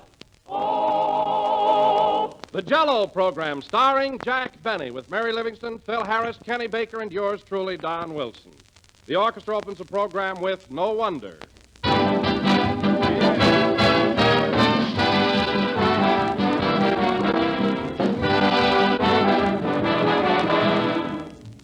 Well, here we are at the beginning of another year, and Jell-O wants to send greetings to all of you. And we've received a letter that makes a swell New Year's greeting for us. It's from a woman who's been using Jell-O year in and year out for the past 37 years. She is Mrs. C.C. Brown of Huntington, West Virginia. And listen to what she writes. We bought our first package of Jell-O in December 1902. We lived in the country then and made few trips to a store, so the Jell-O was a bit of a luxury, saved for the holiday gathering of kin and friends. Needless to say, Jell-O made a hit, and we've used it exclusively ever since. When I had my own home, I wanted something special. Nothing so filled the requirements as Jell-O. In all those 37 years of use, I've never had a package that wasn't perfect, and Jell-O is a prime favorite with my family. Well, thank you, Mrs. Brown. That's a grand letter to start us off on 1939, and to the rest of you, we'd like to say, if you want to give your family their prime favorite dessert, if you want to enjoy that delicious, extra-rich fruit flavor, look for the big red letters on the box. They spell Jell-O.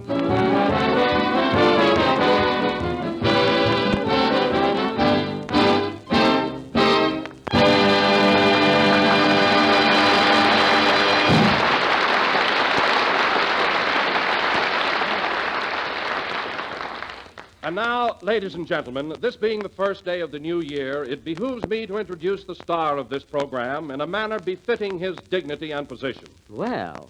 He is a man whose illustrious character and many fine qualities have my sincere admiration. Oh, Don, please. A man whose lovable nature and unselfish devotion to others... Say, Jack. Quiet, Mary. I want to hear this. Go ahead, Don. Whose unselfish devotion to others has endeared him to the hearts of his public. How true. So I bring you none other than that sparkling, scintillating, outstanding personality... That's not me. I'll kill myself. Jack Benny.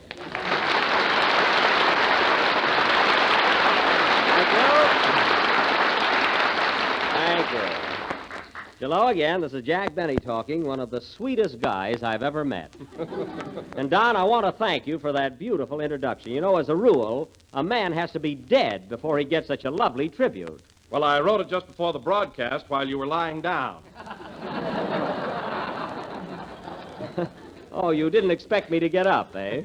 Well, I am pretty tired after last night. Hey, by the way, Don, what did you do New Year's Eve? Did you have any fun? Oh, I had a swell time, Jack. Simply wonderful. That's good. First, I took my wife to a movie, and then we went to the Coconut Grove to celebrate. Well, that was nice. First a picture, and then the Coconut Grove. I suppose you danced a lot. No, my wife left her shoes in the movies.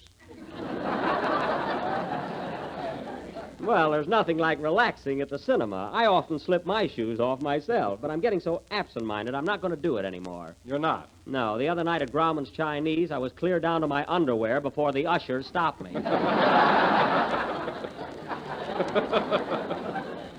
Oh, it was embarrassing. I can imagine. Well, tell me, Jack, how did you spend New Year's Eve? Any excitement last night? Well, I had a fairly good time, Don. I took Mary to the Wilshire Bowl, you know, where Phil Harris is playing. Oh, you did? Yeah. Say, you had a pretty good time in my place last night, didn't you, Jackson?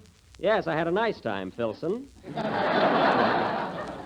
But as long as it was your place, you might have seen that I got a decent table. What are you talking about? Your table wasn't so far away. It wasn't. I was so far from the bandstand, I couldn't even see the circles under your eyes.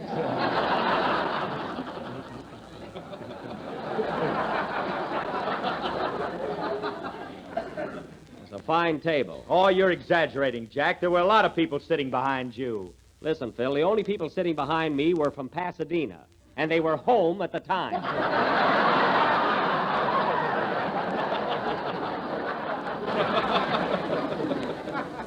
What a New Year's Eve. Well, Jack, maybe Phil couldn't help it. New Year's Eve's a big night, and after all, first come, first serve. That's what burns me up, Don. I was the first one in the place.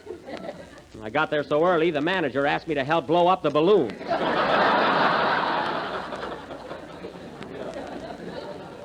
How do you like that? Well, you got paid for it, didn't you? That's not the point. Now, let me tell you another thing, Phil. I don't mind my table being far away, but the next time you seat me behind a post, please see that there's a knothole in it. Behind a post? What are you talking about? Oh, never mind. Hello, Jack. Happy New Year. Happy New Year. I was just telling Phil about the fine table he gave us last night. Imagine seating us behind a post. It burns me up. You're crazy, Jack. We weren't behind a post. We weren't? No, that was a piece of confetti on your glasses.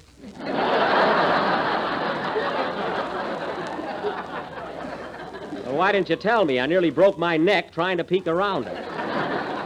Anyway, post or no post, we were certainly sitting far enough away from everything. Well, I'm glad we were. I was so ashamed sitting next to you with that old-fashioned tuxedo you had on. Why don't you buy a new one? Oh, how often do I wear a tuxedo? Besides, it isn't so old. It isn't? No. Go on. I put my hand in your pocket and pulled out a program from Ford's Theater. Listen, Mary, that suit might be a little out of style, but they're still wearing single...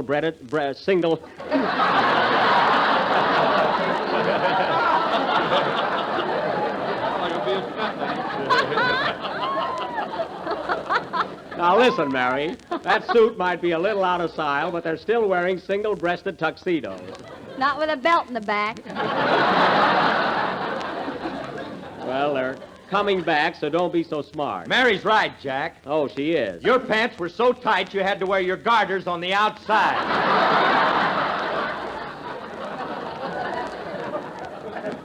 Listen, Maestro, one more crack out of you, and you'll be leading the organ on the Lum and Abner program.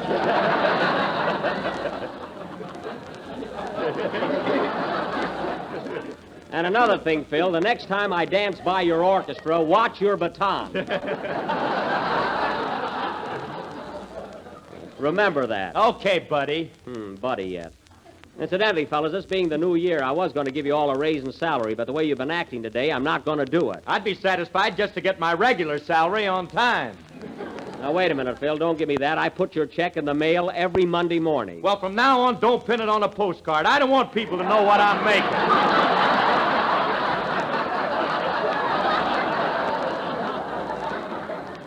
All right, Phil, cut out the beefing. Let's see if we can't inaugurate the new year with a little harmony. Oh, Jack, you want to hear something awful? What, Mary? Here it is, New Year's, and I forgot to write a poem about it. Oh, that's a shame. I'll sit right down and dash one off. Okay, hurry it up. I'll fill in a little time for you, Mary. Ladies and gentlemen, while Miss Livingston is struggling with her latest brainchild, let me remind you that one of the best ways to start out the new year is to have Jell-O for dessert. Darn this pen. It is tempting, delicious, easy to make, and comes in 6 delicious flavors. Hey, Jack, how do you spell knowledge? With an N or a K? With a K. Strawberry, raspberry, cherry. With a capital K? Orange. Yes, a capital K. Lemon and lime, for heaven's sake. I'm sorry, Don. And now, folks, going from the... All right, Jack, I'm all set. Why, Mary, is your poem finished already? Yeah. Gee, you work faster than George Bernard Shaw. Well, his beard gets in his way. Oh, that's right. What's the title of your poem? Goodbye, 1938. Hello, 1939. Well, that covers everything. Go ahead. Oh, Happy New Year. Happy New Year. Please don't be a sad and blue year. These last 12 months have been sublime. So goodbye, 38. Hello, 39. Well, so far, nobody is screaming. You just wait. Oh. I wonder who this coming year will be our favorite movie star. Will it be Garbo or Sonia Heine? So goodbye, 38. Hello, 39. 90? What has this year in store for us? For thee and thou, and thy and thus. Will Don get fatter? Will Phil be gay? Will Kenny get knowledge with a capital K? I doubt it. I'd like to ask you, if I dare, will Jack continue to lose his hair? Mary. And when it's gone, will it stay away? Goodbye, 38. Hello, toupee.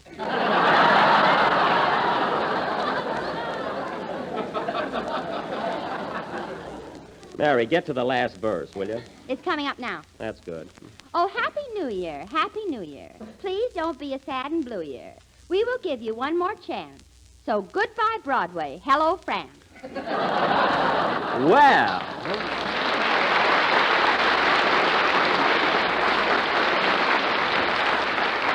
Mary, you finally did it. Hey, Phil, do you think you can follow Mary's poem with a number? I'll try. Okay, hit it, boys.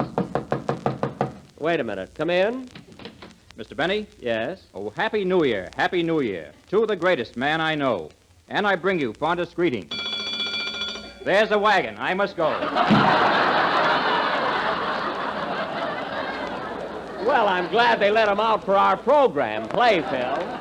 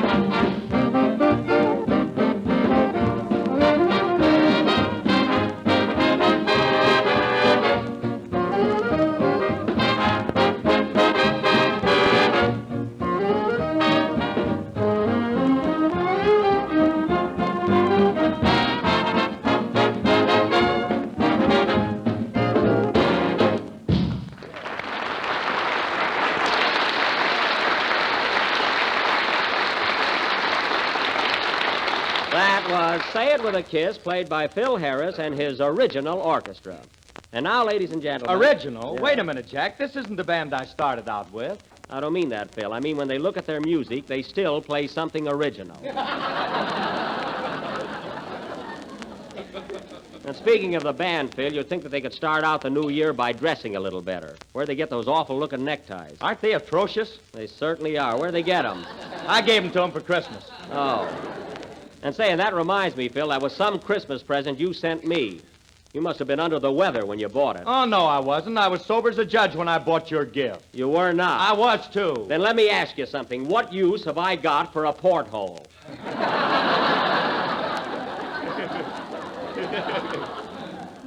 Isn't that a fine present, Mary? A porthole. Well, if your head gets any bigger, you can use it for a monocle.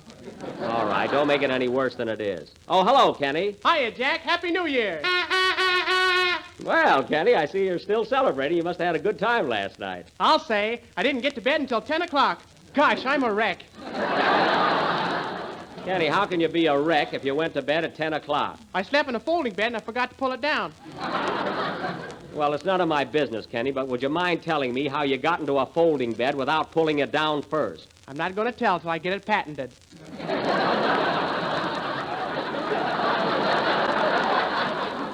Oh, that's right. Guard your secret carefully. And stop blowing that horn. Well, I'm practicing for the Rose Bowl game at Pasadena tomorrow. Say, are you going, Jack? I certainly am. I wouldn't miss it for anything. Hey, Mary, I got a couple of good seats. You want to go with me? No. I went with you last year, and you were the only one in the stand wearing a raccoon coat and a beanie.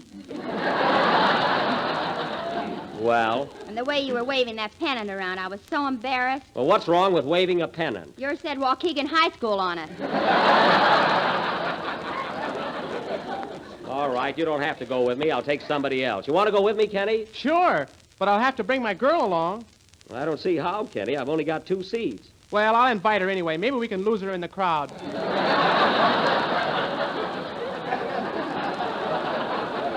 Yes, that ought to solve our problem.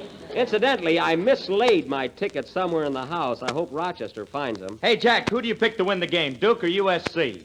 Well, Phil, I'm a USC man myself, and I think it's a cinch for them to win. Oh, you do, eh? Well, how much do you want to bet? Well, I didn't say anything about betting, Phil. I just told you who was going to win. Well, if you're so sure about it, why don't you want to bet? Because gambling is naughty. And you know it. You mean because you're a scaredy cat? Scaredy cat. Listen, Harris, what are the odds on the game? 2-1 on USC. All right, wise guy, I'll bet you 20 cents to a dime, and put up or shut up. Well, what are you stalling for, Harris? He's afraid if he wins, you'll fire him. That's it. I thought you'd welch on it. 20 cents to a dime. Make that $100 to 50 and you got a bet. Don't try to show off, Phil. You had your chance. Now, let's drop it. You know, I don't think Jack wanted to bet at all. Think. Candy, your job on this program is to sing. Well, I can have a hobby, can't I?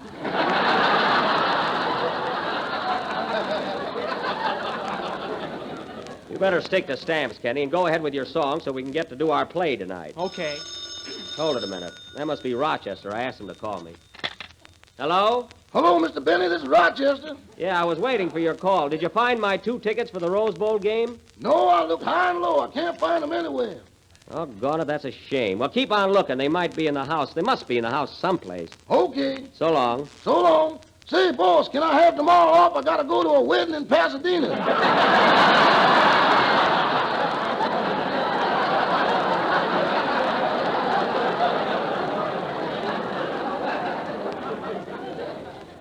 A wedding in Pasadena.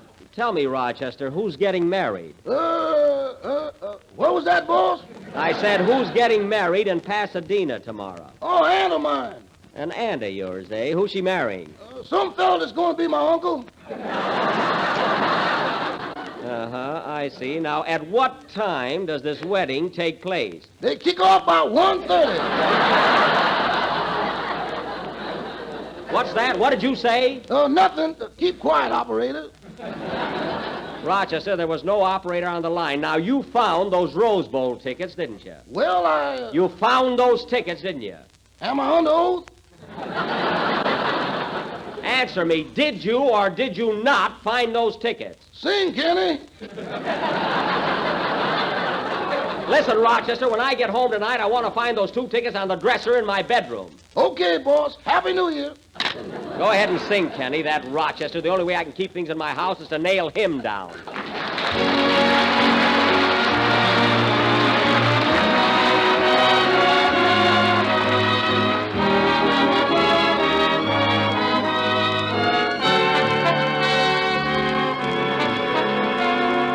I promise you with heart sincere that I will always love you, dear, that when you need me, I'll be near, I promise you.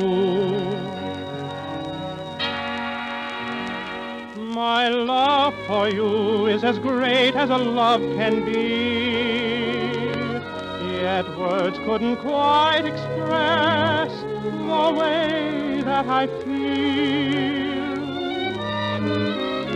And as we stand at the doorway of days to be, I faithfully take an oath on all that concerns us both.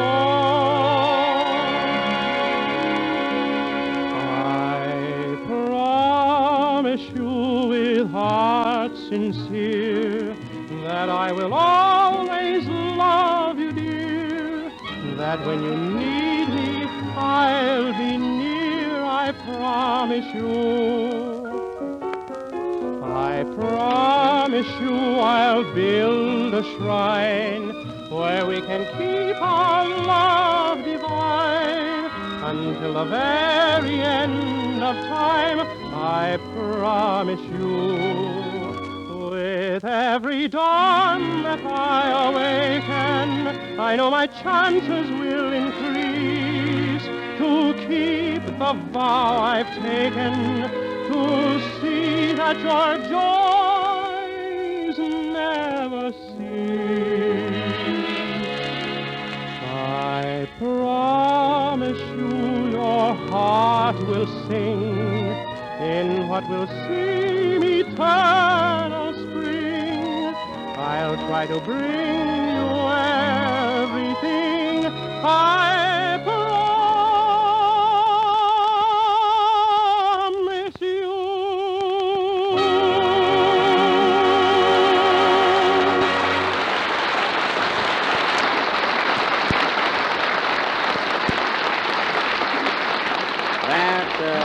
That was, I I Promise You, sung by Kenny Baker. And, Kenny, that was very good for a fellow who stayed up until 10 o'clock. Your voice hardly showed it. Oh, I'll pull myself together in a couple days. I hope so. And, Kenny, if you got to bed at 10 o'clock last night, how'd you get those awful circles under your eyes? I painted them on. Ain't I nuts? You sure are. And now, ladies and gentlemen, for our feature attraction this evening... I was going to paint wrinkles on my forehead, but my mother wouldn't let me. Well, she was right. And now, ladies and gentlemen... If I was Kenny's mother, I'd trade him in for an Airedale. Now, Mary, Kenny's mother wouldn't do that. And now, folks... We've got an Airedale. All right. If you two will quiet down, I'd like to get on with our play. And now, folks... You know something, Kenny? I never met your mother. Oh, you didn't? Phil, for heaven's sake, who cares? Now, let's get on with the play. Everybody's butting in here but Don. Well, I met Mrs. Baker. Oh. Well, I'm very happy to know it. And now, folks, going from Mrs. Baker to our feature attraction of the evening, this being the first day of the new year, tonight we are going to present an original play, a sort of a New Year's fantasy, entitled The New Tenant, or Goodbye 38, Hello 39. Now, I will... You stole that from my poem. Mary, that was just a coincidence, believe me. Now, in this fantasy, I will play the part of 1938. And Mary... You know, Jack, I read this play 4 times, and I still can't understand it. Well, in the first place, Kenny, our play is a little too deep. And in the second place, you're a little dope. Now, I will be 1938, and Mary will be Mrs. 1938, my loving, loyal wife. And we have 12 children. What are you laughing at? I don't know. It's censored. Then keep still. Now, our play opens in the home of Mr. and Mrs. 1938, who live in a big round house called the Earth. It is almost midnight on December 31st, and their lease is about to expire. Curtain. Music.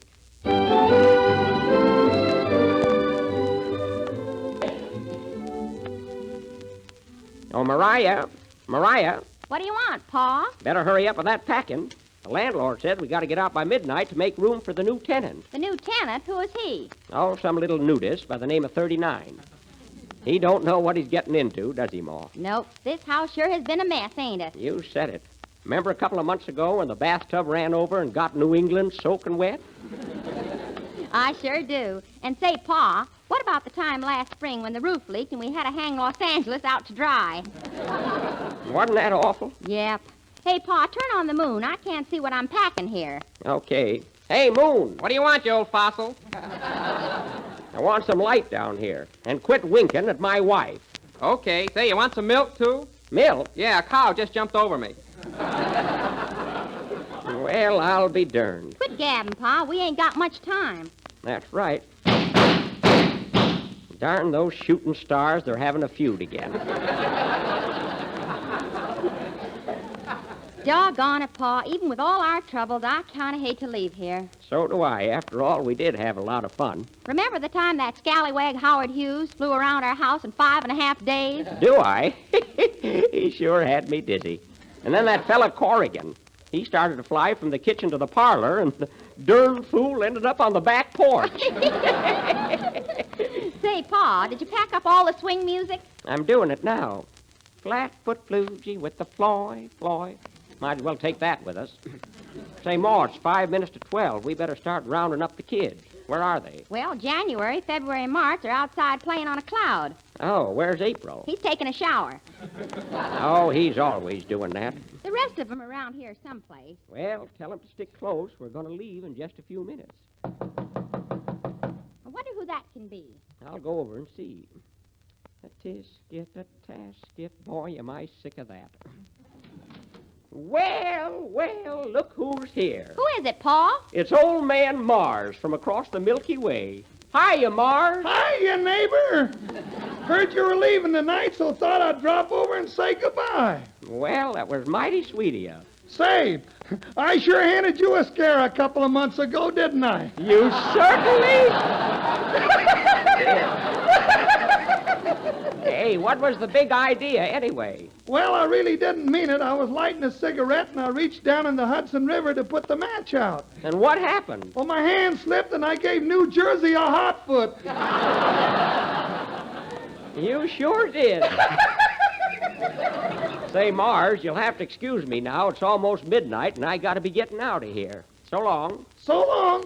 Oh, say, I got my rocket ship outside. Can I give you a lift anywhere? No, thanks. We'll be all right. Say, those rocket ships smoke a lot, don't they? Yeah, the exhaust pipes are bad. I just flew by heaven, and now angels really got dirty faces. Well, if you pass by the other place, give my regards to Fred Allen. So long, Mars. So long. Well, Ma, it's almost midnight, so put on that silly hat of yours and let's get going. Okay, Pa. There's the first stroke of 12. I wonder what's keeping the new tenant. Don't worry, he'll be here. Doggone, Ma, I forgot to find out where we're moving to. Thought you bought a place over on Jupiter. No, but I took a look at Venus. Time's a-fleetin'. We can't leave until that little brat gets here. That must be him now. Yep. Come in. Well, hello, young fella. Are you the little New Year? I ain't Bobby Breen. Well, my boy, come right in. Well, this is it, young man. Tell me, what do you think of your new home? Boy, what a dump. This house could stand a lot of fixing up. I know it, son. A lot of things wrong here, my boy. Yes, sirree. That Spanish shawl on the piano there is all ripped and torn. Need a lot of mending. And another thing, the china is just about all smashed to pieces. And while I think of it, son, if you see some little lost sheep roaming about, try and find a place for them around the house somewhere. I'll do what I can. For heaven's sake, let's get going. Just a second more. Now, there's just one more thing, young fella. What's that? May not sound like much, but it's a mighty big issue. Your greatest worry, my boy, is going to be to pick out a Scarlett O'Hara. That had me groggy all year. Come on, Pa, you're talking too much. I'm coming, Ma. Say, young fella, if you want any Jell-O, you'll find plenty in the pantry. Thanks, old-timer. You're welcome. Happy New Year, young fella. Happy New Year. Come on, Ma, let's go.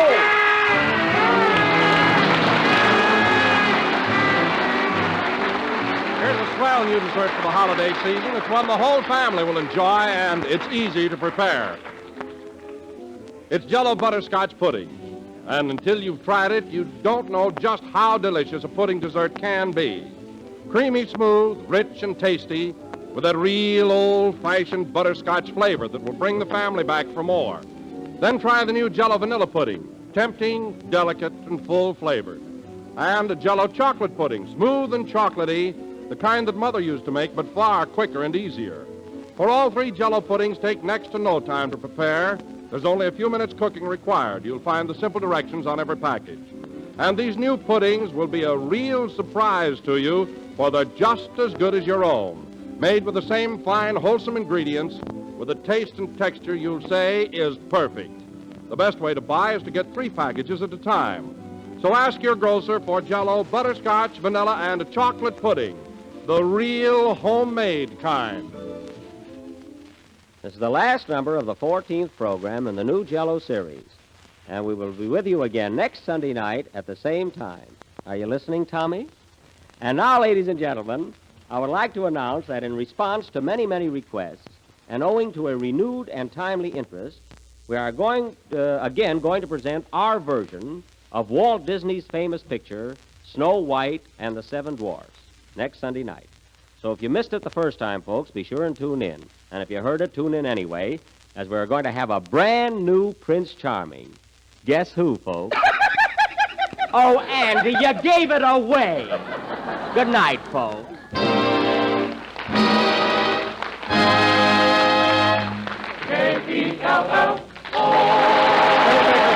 Jell-O program, courtesy of Mervyn LeRoy Productions.